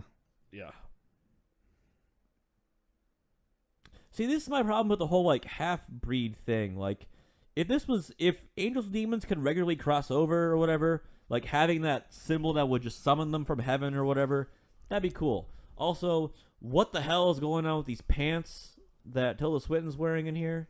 She looks awesome in this scene. I love the design, but yeah, it's like she just raided Steven Tyler's closet before she came down. Yeah. Yeah, they do a great job of portraying Tilda Swinton as a man. With her thing, I can't tell if her attire is supposed to be similar to that of being like a straitjacket as far as like That's kind of how I took the it. cut, and she's wearing a whole bunch of different like medical bands. Right. Yep.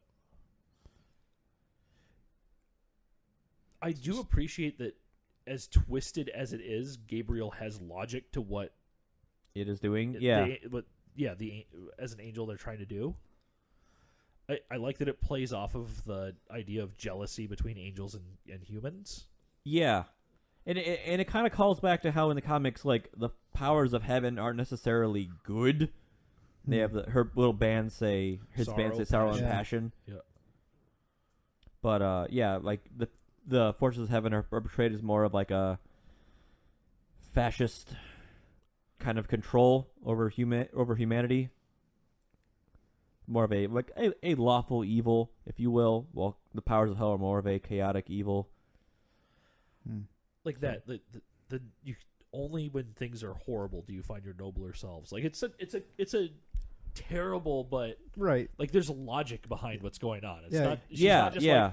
like I'm suddenly evil Right, because yeah. I've decided to be. It's like you don't deserve this, so I'm going to make you Yeah, deserve it. she's exactly. She's That's very that's a lot like how the Flash villain Zoom is I'm going to make you suffer so you can be better, because you will take strength from your suffering and commit great deeds because of it.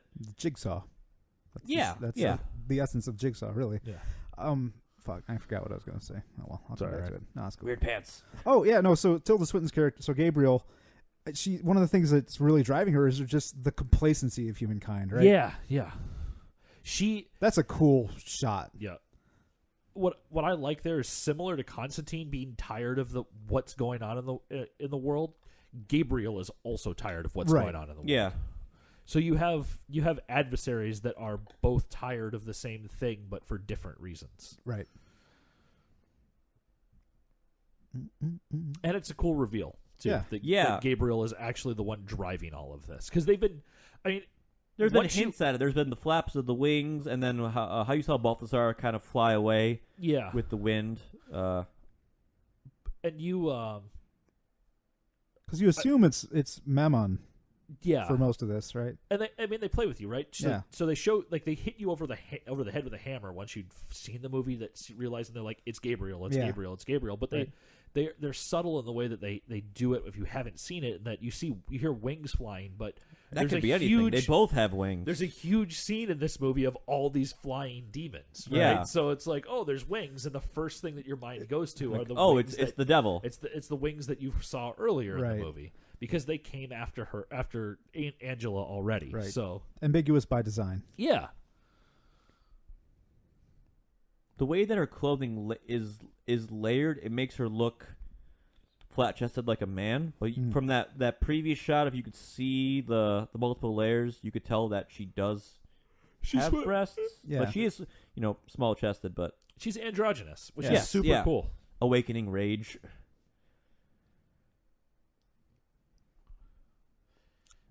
Oh boy! Good play by John.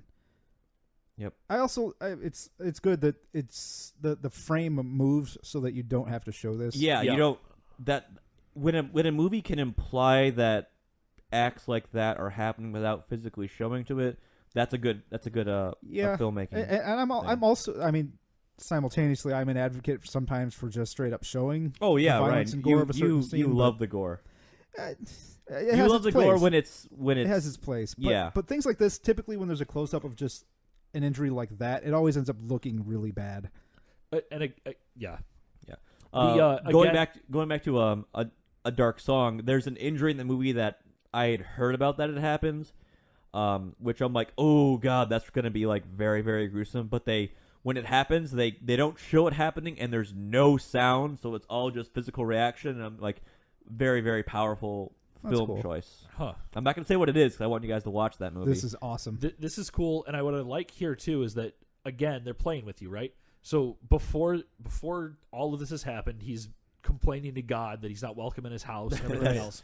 Cuts his wrist, says hurry, and then time basically freezes here, and he looks up to the ceiling, and the character comes in from the ceiling. Yeah, shortly. Yeah, but that's, right here, not calling from God, but it's not God. Right. It shows up because he's like, I'm not welcome in your house. I love all of that. I think it's so. Again, this is so cool. It's so cool. This is such a wonderful character design. Yeah, Peter Stormare here coming in as Lucifer. That's his entrance is reminiscent for when Constantine in the comic has his cancer and he's trying to barter with the devil to heal him. He enters in with like black blood dripping from his feet. He has this weird, like, he looks like Christ but without the beard. Huh. So, but then just his mannerisms here are just so playful and like I would have loved to see Peter Stormare. I think he can make a good Joker. Just the way that's like, oh, I'm charismatic and whatnot. Yeah. He's always great though. Cigarettes as coffin nails. Nice little joke. Yeah. Apparently, Peter Stormare actually came up with his outfit or costume for this role. They originally wanted to have him be bare-chested, leather pants, like spiked punk, dog collar and bracelets and stuff like that. Tattoos over his face. This is so much better. Yeah, this is so much better. Yeah. And I love that the devil, or Lou, as Constantine endearingly calls him, he's savoring every single moment of this. Oh yeah, yeah. Every non-moment really, because time has stopped. But it's like 7 seconds or something that pass by on the watch. Just to me, this is my favorite scene of the movie. It's great. Busy. Yeah. I really do like too that his feet have the tar all over them. Yeah. And it's just enough on his pants. Right. Just a little bit. Stains, to be just stains stained. the cuffs. But he looks crisp Yeah. everywhere else. Yeah, he's clean everywhere else. It's so great. That face.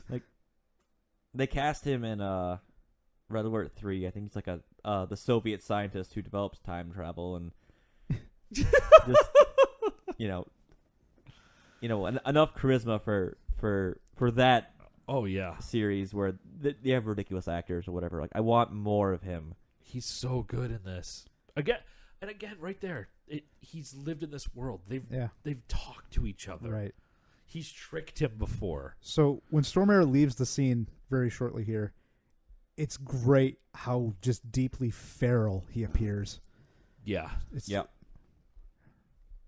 just right here, and then Creepy tasting with his tongues him a tongue. bit.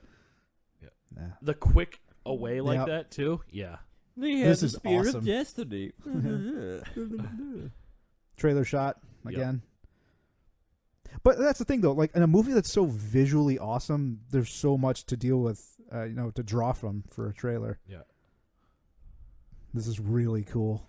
Mhm. Yeah. Well, and what I like here too is the implication that the glass has shattered and is flying through the air, and him and Constantine are the pieces that aren't synced with time right now. Exactly. So Yeah. he's actually walking through the glass as it's being blown out. You Right. see it like bounce off of him. But it's still moving, It's too. still Like, moving he's just forward moving this way whole time. faster. He's So it's just- not really stopped. It's just, Yeah, because you can see the spear slowly Right. descend here. Yep. and he's all, not today. Yeah.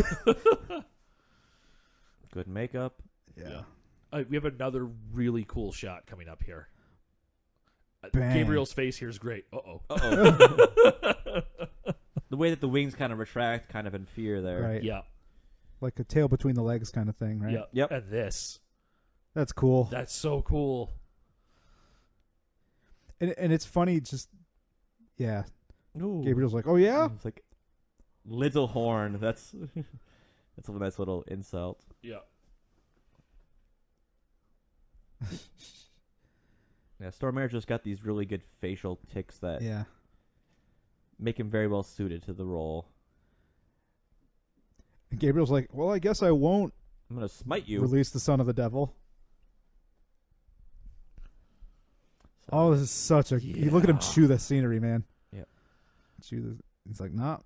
You can't smite me anymore. You don't have God's backing Yep. because Falcon? he's And taking notice of what punch! you're doing. Yep. Again, another uh-oh. Yeah. Disappears through the water. That he Through the throws him water, Through yeah. the water. Just scorches Gabriel's wings off. Yep. That's awesome looking. Yeah. With such force that the whole pool erupts. An Evil Dead amount of water comes out. Yeah. Of it. Yeah. I've already watched that for my Halloween viewing this year. But, Excellent. yep. The footprints that are all tarred up too are great right there. And he's like, oh yes, where were we? Yep. Squish, squish, squish. Still got the cigarette going. Yep. Like I'm dying here, but I'm still smoking. Yeah. Just making the deal with the devil. Mm-hmm. Yep. The power that they show that is here too is great. That he Oh, doesn't yeah, have he's the devil. he doesn't have to go anywhere or do anything. He just is like, oh, okay, yeah, we're good. Like I appreciated that it wasn't Yeah. some dumb cut where he disappeared Just like and came just back. bring down a Yeah, he's not like conjuring and stuff. Yeah, Yeah. like there's no Well, effortless. So when Hellblazer or John Constantine He's like, became a character, Harry Potter wasn't a thing. Fine. So when you think about what magic is or was at the time, it's like Lord of the Rings, or even in comics, it was like Doctor Strange or Zatanna or Doctor Fate, where it's all like very just like by the powers of Ra and Horus and the hoary host of Hogarth and stuff Right. like that. Very theatrical and Yeah. whatnot. Yeah. It wasn't waving a wand and whatnot. Well, here John Constantine comes like, oh, you're a sodden cunt, fuck off or whatever, La, la, la, la, la. yeah.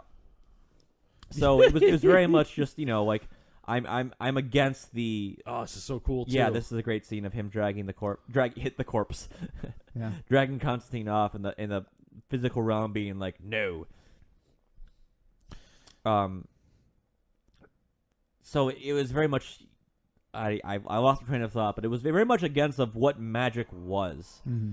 And then now with Harry Potter coming along in the late 90s, it was a kind of a redefinition in the public consciousness of what magic was or is or how it's portrayed. You wave the wands, and just a refreshing ways of how that is portrayed in comics. And Is this the end of the I third lost my Matrix train of thought movie? halfway through that thing. I've drank too much. He's just arguing with, no, mine. Yeah. I do like, too, that they're... Portrayal of power. That's what I was going for. Fuck you! Yeah. But Yeah. I like that there are buildings in heaven. And Yeah, then it was just the idealized version of hell. Right, yeah. It's the idealized version of Earth. Yes, yeah. All right, so I'm going to say this on here because I remembered this a completely different way. The second time I saw this movie was on TV, and I swore that the way that this was cut was not with the hands in his chest, but was that he's floating up, and the devil actually, he gets an X-ray version of him, of Constantine, and sees the cancer in his lungs and just pulls it out that way. Okay. Which I It thought might have been was, cuts back to when you saw he originally had that X-ray. No, it was actually him up there, and it showed his heart beating. Huh. And then it showed the black lumps in his lungs, and then he pulls it out, and these hands are all covered in black like that. So it's I could be completely making that up. I think I remember something very similar. There could be a TV cut of this. I can't find it. If you are able to find it or know that that's true, know. let us know, because Yeah. I feel like I have no idea if I'm remembering this correctly or not. Yeah. The scenes of both of them waking up are cool here too. Yeah. So yeah, Mm-hmm. John Constantine is magic, but he's not flashy magic. He's not Doctor Strange or Harry Potter magic. And some He's ab got shot. six-pack abs Yep. magic. Keanu ripped. The half breeds all dead. The Yeah. shoes. The shoes and stuff are a funny reminder of what's left over. Yep. It's ow. My This skin movie hurts. shot through a red lens, black and white, but other than that, a little bit of greens and blues. Not a lot of color in this. What's up? I think it's what keeps the movie grounded, is being this is Earth. This isn't some fantastical other realm. It's set in Los Angeles as opposed to a pseudo fictional city. city. It's not just Angel City, or whatever. You know what I mean? Yeah. The interaction here between the two of them is fun. Oh yes, yeah. Gabriel and Constantine Constantine. here, the japes between the two. Yeah. How Gabriel loses its wings in the comic is kind of interesting. Constantine tricks Gabriel into having sex with the succubus L to protect himself and have Gabriel become fallen, and then he takes a chainsaw and cuts off its wings. Oh. To being well, now that you're a fallen angel, you're gonna need to blend in, and just Oh. This is so. This made me laugh. It's great. There's a little cross on the cross of the cross. Yep. Too many crosses. What sells it is Tilda Swinton. Yeah. Tilda Swinton's acting here is what sells this. Yep. Ow! What the fuck is this? Yeah. I hate this. Yeah. Pain hurts. What? Yeah, just the. Yeah. Could have chosen a higher. You chose a higher path, John. Look how well you're doing. Movie could have ended right here, and it would have been great. Yeah. Yeah. Yeah, I don't know if that needs the extra part, but again, she's well, still holding her jaw. back in the pool. Yeah. Oh. Yeah, I mean those burns on the wings gotta hurt. Yep. Ideally, that's where the movie ends. Mm-hmm. But we need to have this last little rooftop scene number 7 or whatever it is. I've lost track. This feels like a studio bump or a bump after screenings, like, oh, well, what did they do with the Spear of Destiny? Like, what happened with it? Or what's going on? Like, they want to tie up some loose ends. But at the same time, I see this kind of being like, hey, these two are going to continue to work together. Yeah, here's some closure to the narrative. So, passing up a Spear of Destiny to her, she's going to go hide it so no one can find it. Yeah. Fun little fact, they actually burned that Nazi flag from the beginning of the movie so it wouldn't fall into the hands of white supremacists. Good. Speaking of props, Keanu bought the prop of the shotgun after filming and then gave it to the director. Oh, that's cool. Huh. Yeah. The Francis Lawrence. Which sounds like a fake name. Yeah. Whenever I see someone's name who is two first names, I'm like, you're not a real person. Sorry, people who have two first names. Or, you know what I mean. More tension. Yep. And I like that they never go there. Yeah. Yeah, I do appreciate movies where they go for the romantic connection but never actually do act upon it. Like in Spaced. There's a lot of tension. I'd like that. It's cool. It's a good line to end the movie. Mm-hmm. Yeah, and she pulls away from it. So that's a nice little... Because she's been the one trying to initiate. She was the one who really tried to initiate it the second time that there was a sequence between the two of them. Yeah, when he reaches over to grab the spear. Maybe not initiating, but like waiting for it to happen. She leans into it. When he reaches over to get the spear, you can see her lean in and close her eyes. I'm thinking back of the car. Yeah, no, but that's the first time. Oh, the second time is the one I'm talking about. And a little voiceover. Yep, good outro. A good fake out right here. Going for the cigarette. Maybe? Yes? Smoky smokes. Man never learns. Or does he? Gum? Nicotine gum, probably. Yeah.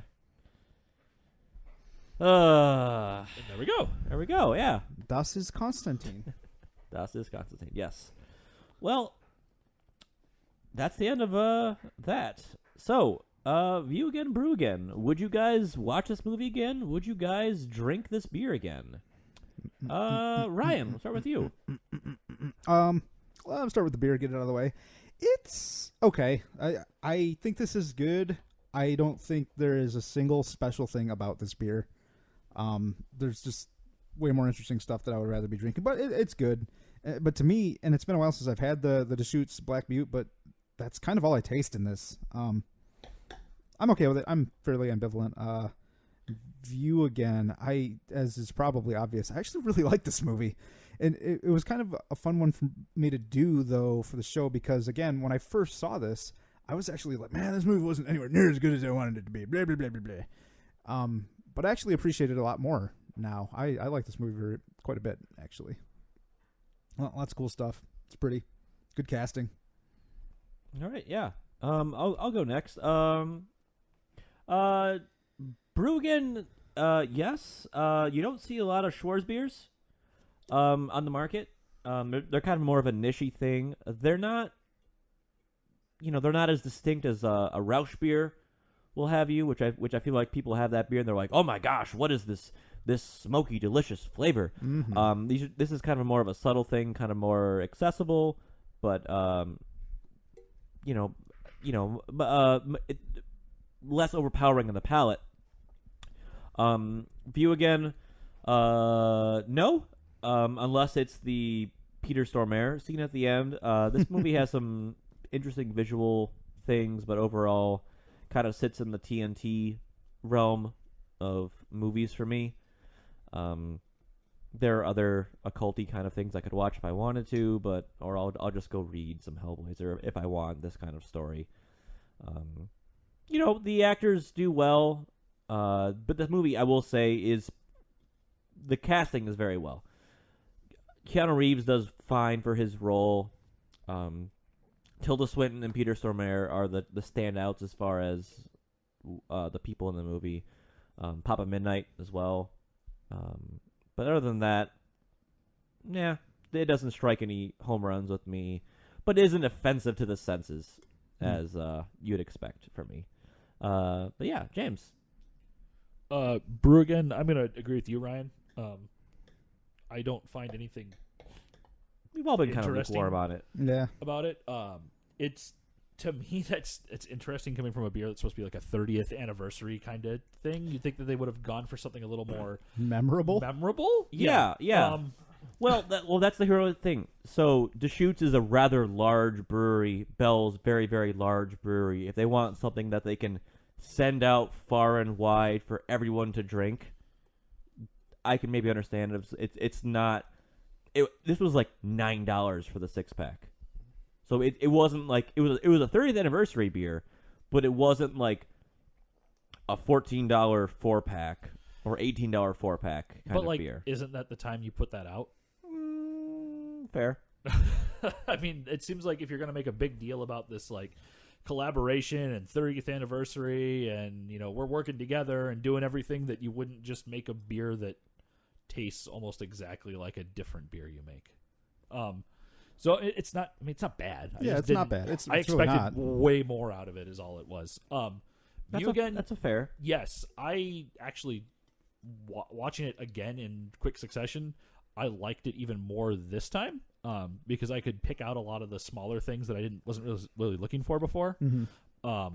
This is one enough that I will probably go purchase this movie because I like it that much. Really? I think this movie is really tight. I think the acting in this movie is really well done. I think it portrays a consistent and very interesting visual style. The plot is fun and interesting to me. I like the way the characters interact with each other. I don't... In a lot of ways, I think we did this movie to kind of complete the trifecta of things that one of us really likes that they did a movie about. Me being Assassin's Creed, Ryan, you being Silent Hill, and Max, this being your movie. Mm-hmm. But in a lot of ways, I think this is probably more well put together than Silent Hill in some ways. But I might enjoy Silent Hill a little. Yeah. I might enjoy Silent Hill a little more, but this is to me, this is just a good movie. Actually, when we first walked into it, watching it for practice run, I was like, okay, I remember this being kind of there's a Courage the Cowardly Dog sequence in this movie. It was at the very beginning. Okay, when Constantine was going in the hotel, yeah. or the apartment building, or whatever. Yeah. Right. I was walking into this kind of like what you had talked about too, Ryan, that remember, and it was kind of a mediocre mishmash kind of thing, and I've found myself actually really enjoying this movie. I had a a similar experience. So yeah, because we had a discussion earlier in the week. Oh, you didn't know this? I did not know about this. I actually didn't know about the stinger until watching it the other day. Yeah. So we got Constantine at Chaz Kramer's tombstone. Mm. He's putting is that the bug? light. It's his lighter. Oh, wow. Okay. Yeah. I always thought that he did have a very distinct ornamental lighter, which I would expect from a heavy smoker. Sure. Yep. But yeah, no, I did not know about this. Whoa. And then Queens. Bum, bum, bum. Oh, that is Shia LaBeouf and eyeliner. No. That the costume does not look good on him. So Chaz just flew to He becomes an presumably angel. heaven. Yep. Heaven with a B. Yeah. Heaven. Apparently only 20 in this movie. Yeah. But It's over. So no, I mean, I will watch this movie probably somewhat frequently. I really like it. All right. Yeah. Because, a couple days ago, going back to what I was saying, there was the statement of why are we doing this one? Because both of you thought like, oh yeah, this is an actual quote unquote good movie. Right. Well, I was on the opposite standpoint of, being like, no, this was my like the source material kind of movie. Kind of like you were with Silent Hill. Yeah. And I guess James, you were with for Assassin's Creed. So we had our secret unplanned trilogy. We just kind of happened to fall together kind of well because, through one way or the other, we've enjoyed watching these three movies from different reasons. In the sense that like, yeah, it uses the name, but no, it doesn't really follow a distinct plot of a movie in the sense that Silent Hill had its own kind of story, but was still Silent Hill. Mm-hmm. This was still very much a Hellblazer story, despite, Hellblazer never using the Spear of Destiny, surprisingly.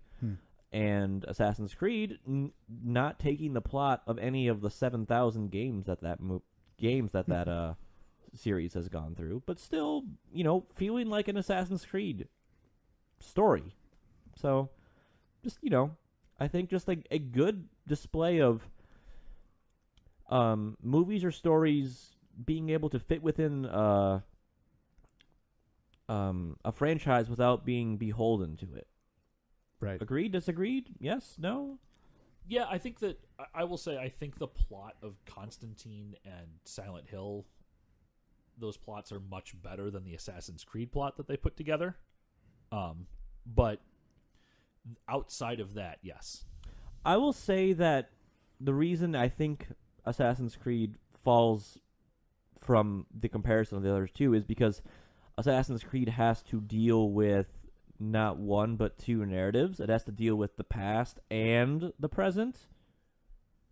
So that might be why it can't focus on one because it has to deal with both of them. But Silent Hill deals with the narrative of what's going on in the realm that Silent Hill is in and what's going on with the realm that Silent Hill is not in.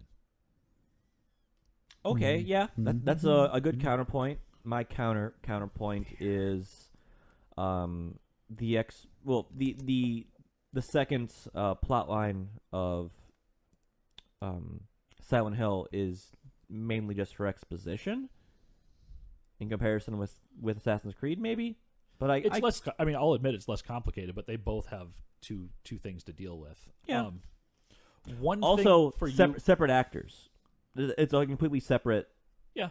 Yeah. So you can kind of focus in on more of like, this is the Sean Bean. This is. They still interact. Ryan, get me there. Give me the female actors from Silent Hill. Rhoda Mitchell? Yes, Rhoda Mitchell. You're welcome. So one of the things that bothered me for a long time with a different movie that I don't know if this will help you, Max, but for a really long time I really was annoyed by the movie Troy because it wasn't the story of the Iliad. It was set in it, but they didn't do it. But I came around to it because it's still a really fun movie that does a lot, and they named it Troy. It's not the Iliad. It's just a movie about Troy. So in some ways, by taking myself out of that and not getting stuck in that mindset, this is a movie. It's a Constantine movie. It's not a Hellblazer run of a movie. So. Which kind of funny. They wanted to originally call it Hellblazer, right. but it's like, it's too close to Hellboy. Yeah, we can't do that. So, but I mean, given that, like that helped me a lot just to look at the movie from a merits standpoint, right? Yeah, and I think the takeaway from these three movies that we're talking about now is being able to step away from the expectations of what an adaptation is going to be. Like, I think, like, if you are able to step away from any kind of adaptation and just being like, okay, yeah, this is a property that's being adapted from either a novel or a video game or a comic book or what have you, and just be able to expect that it is not going to be a clear-cut A to B or A to A, and just kind of, enjoy it or observe it as not the, what you're expecting, then I think you're going to not be as nitpicky and be able to either enjoy it or experience it more clear-headed than going and being like, yes, they're going to make a movie about Super Mario. Mm-hmm. That's a bad example, but yeah, you know what I mean. So we talked about authenticity versus accuracy. Yes. So Ryan, I know Ryan. That was one of the things that is the Ryan Ryan. phrase. Yeah. What Ryan? Chime in on this. Yeah. How do you feel when it comes to that? Well, I was actually just thinking while you guys were talking. I think I benefited seeing this movie and having zero familiarity with the source material. I think that helped me. That's kind of the gamble that movies take when they're adapting other source material, right? Like, how are the audiences going to receive it en masse? do they care too deeply about the source material that if you make any deviation, they're going to end up like just tanking your movie and saying this is garbage? What is this? Or are you still going to? So do you sacrifice a good movie for accuracy and just being completely beholden to the source material, and then just end up scuttling yourself? Right. Right. Yeah. I don't know. It's always a gamble, and there's no right answer, right? The thing that I like to say is you can, whatever path you take, you can still do it well. Right. And that's a common crux to that. Well, I think to that, like we said, at least you. I know Max, you don't necessarily agree because of this movie, but I think that from a plot structure, Silent Hill meanders a little bit more than this movie does, but from a plot structure wise, Constantine and Silent Hill have good plots. They have strong, solid plots that exist. That was I will agree with that. That was one of the things we talked about with Assassin's Creed, is that Assassin's Creed, from a meandering standpoint, that movie meanders. That movie you could say gets the same thing about the actual first video game. It's like, okay, man goes into machine. Man goes and does things in the Middle East around the time of the Crusades.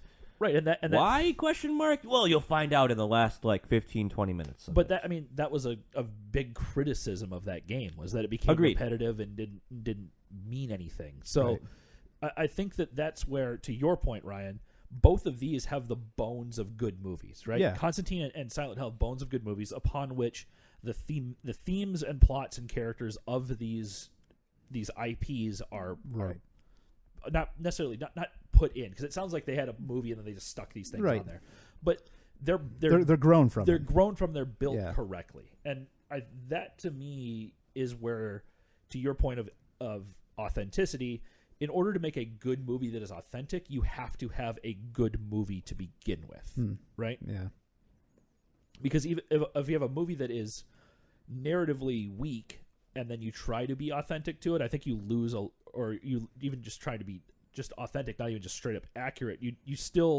don't please either crowd, right? Yeah. And that's where if you might lose some of that good movie by moving that needle too much towards accuracy. Right. Yeah.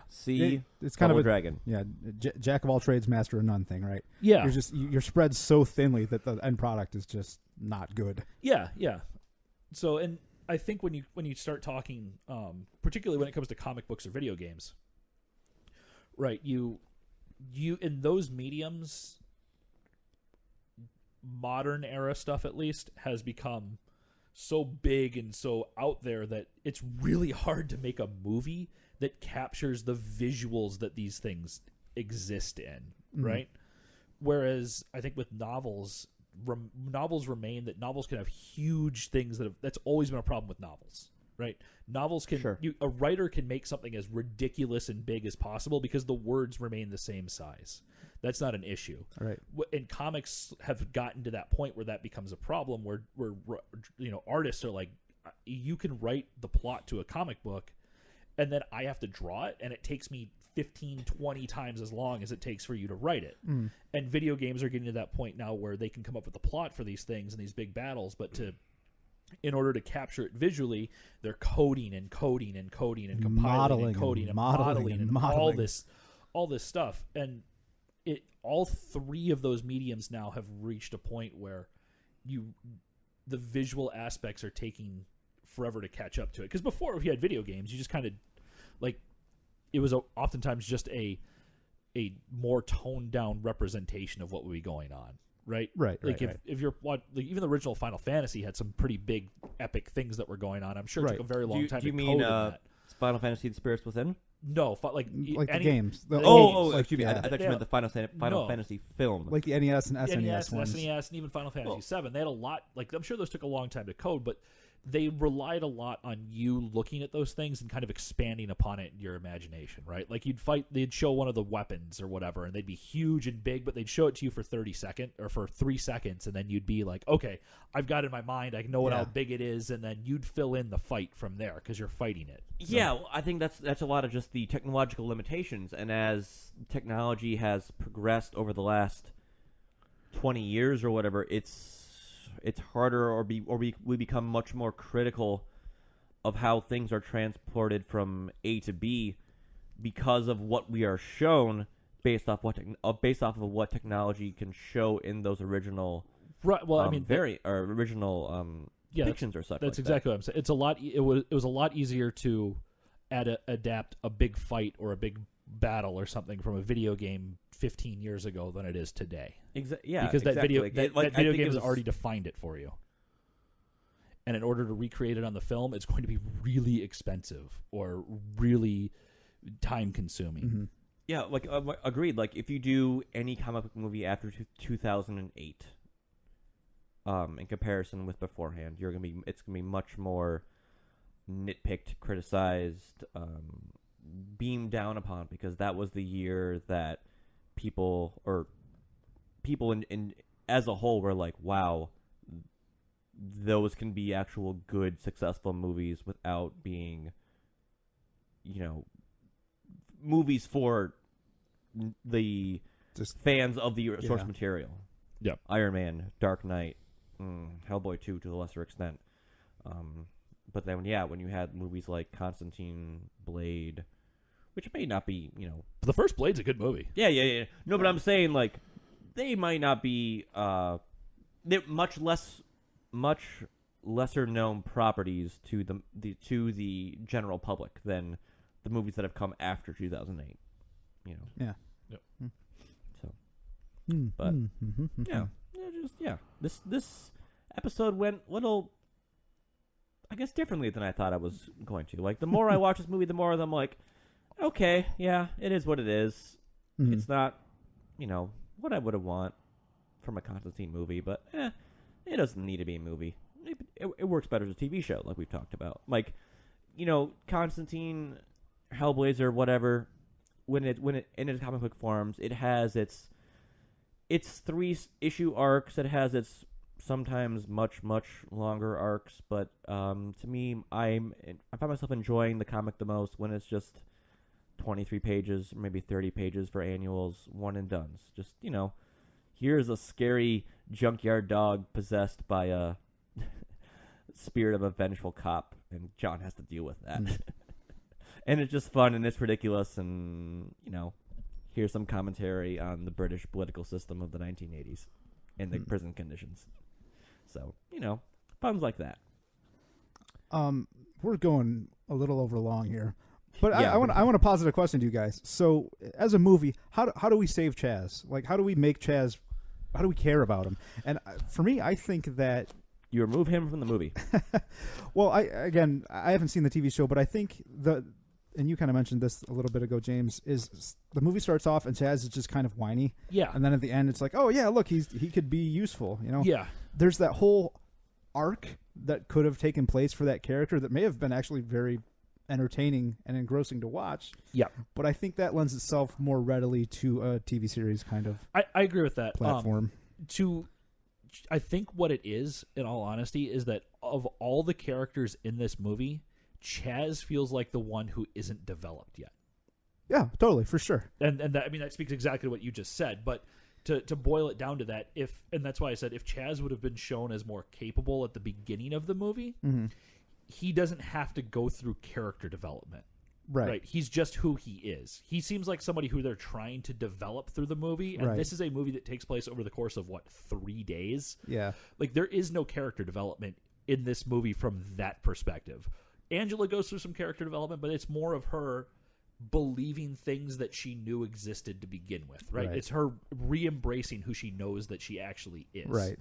So that to me is how you save him, is that you make him the character he is at the end of the movie through the whole movie. Yeah, because then at that point it seems like he rides the coattails of the established infamy of Constantine at that point, kind of, right? Yeah, he's just still around because he's not confident enough in himself because he hasn't had that shot to do it. Right. And now that he sees that Constantine is dying, he's stepping up to try to be there with his best friend when he's at the end of his life. Yeah, and so, Max, you were describing that, I guess in the comics, Chaz is a big, like the big guy. He's the physical one. Yeah, he's like he's a big, like he's the same age as John. He's always portrayed as much, square jaw, square shouldered, a physical force. He's the one who's going to throw the first punch because he's working class bloke. He actually is a cab driver. That's funny. So the image that popped into my head when you said that earlier was actually Amos from Leviathan and the Wakes. Oh yeah, he'd be a great guy. I haven't seen The Expanse because The Expanse is the show that's from correct. the book, right? Yes. I haven't seen the show, but like that's the image that came into my head was like Amos, but with spooky stuff. Yeah, no, that's a great shout, and the TV show does do that. Chaz is a much larger person than Matt Ryan. Interesting. Yeah.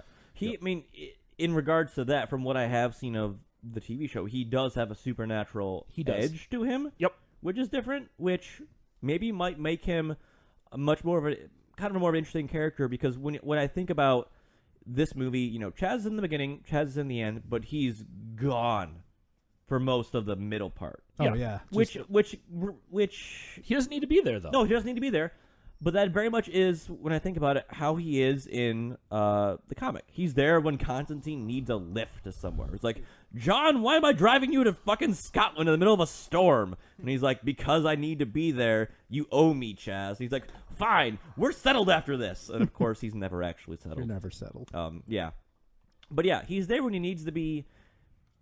Chaz doesn't need character development because Chaz is Chaz. He's there when he needs to be. I think if they would have shown him as being a little bit more competent in that beginning section, he would have been a little bit more well received, I would say. If they would have shown, or maybe just intercut throughout the movie being like, John, what does this book mean that I need to have a blood of a goat or something like that? A little bit more just showing that he's there, or a little bit, showing that he's not just a big doofus. Like, the fact that he, when he says, move the car, and he moves it back a foot, or whatever it is. Yeah. Don't be a big doofus is the number one thing on my to-do list when I wake up. That's just, that's how I live my life. Write it on the ceiling. Don't be a big doofus. But that's a good question. Either to save Chaz, either have him be less of a doofus in the beginning, or have him more peppered throughout the movie. Because he definitely takes a back seat once Rachel Weisz entwines herself in the life of John Constantine, which isn't a good idea for anybody to be concerned. Wine 'em, dine 'em, then entwine 'em. Yep. And then make sure they take the collector now, Ryan. Yikes. Make sure they take the occult fall. For when someone needs to collect a soul, make sure it's not yours. They come to collect. Right. Pro tip. Yep. Well, that wraps up another episode of Good Brews, Bad Views. We hope you've had a good time and have kept your soul intact from the powers of heaven and hell throughout this 2 hours. If you like what we've done here, please give us a like on either Facebook or Twitter. Check us out on iTunes, Google Chrome, or Google Play, Stitcher, or wherever good podcasts are found. Check us out on YouTube, or visit our website at www.goodbrewsbadviews.com. Yeah, legit, dog. Woo! And as always, please watch and drink responsibly. Bye. Bye-bye.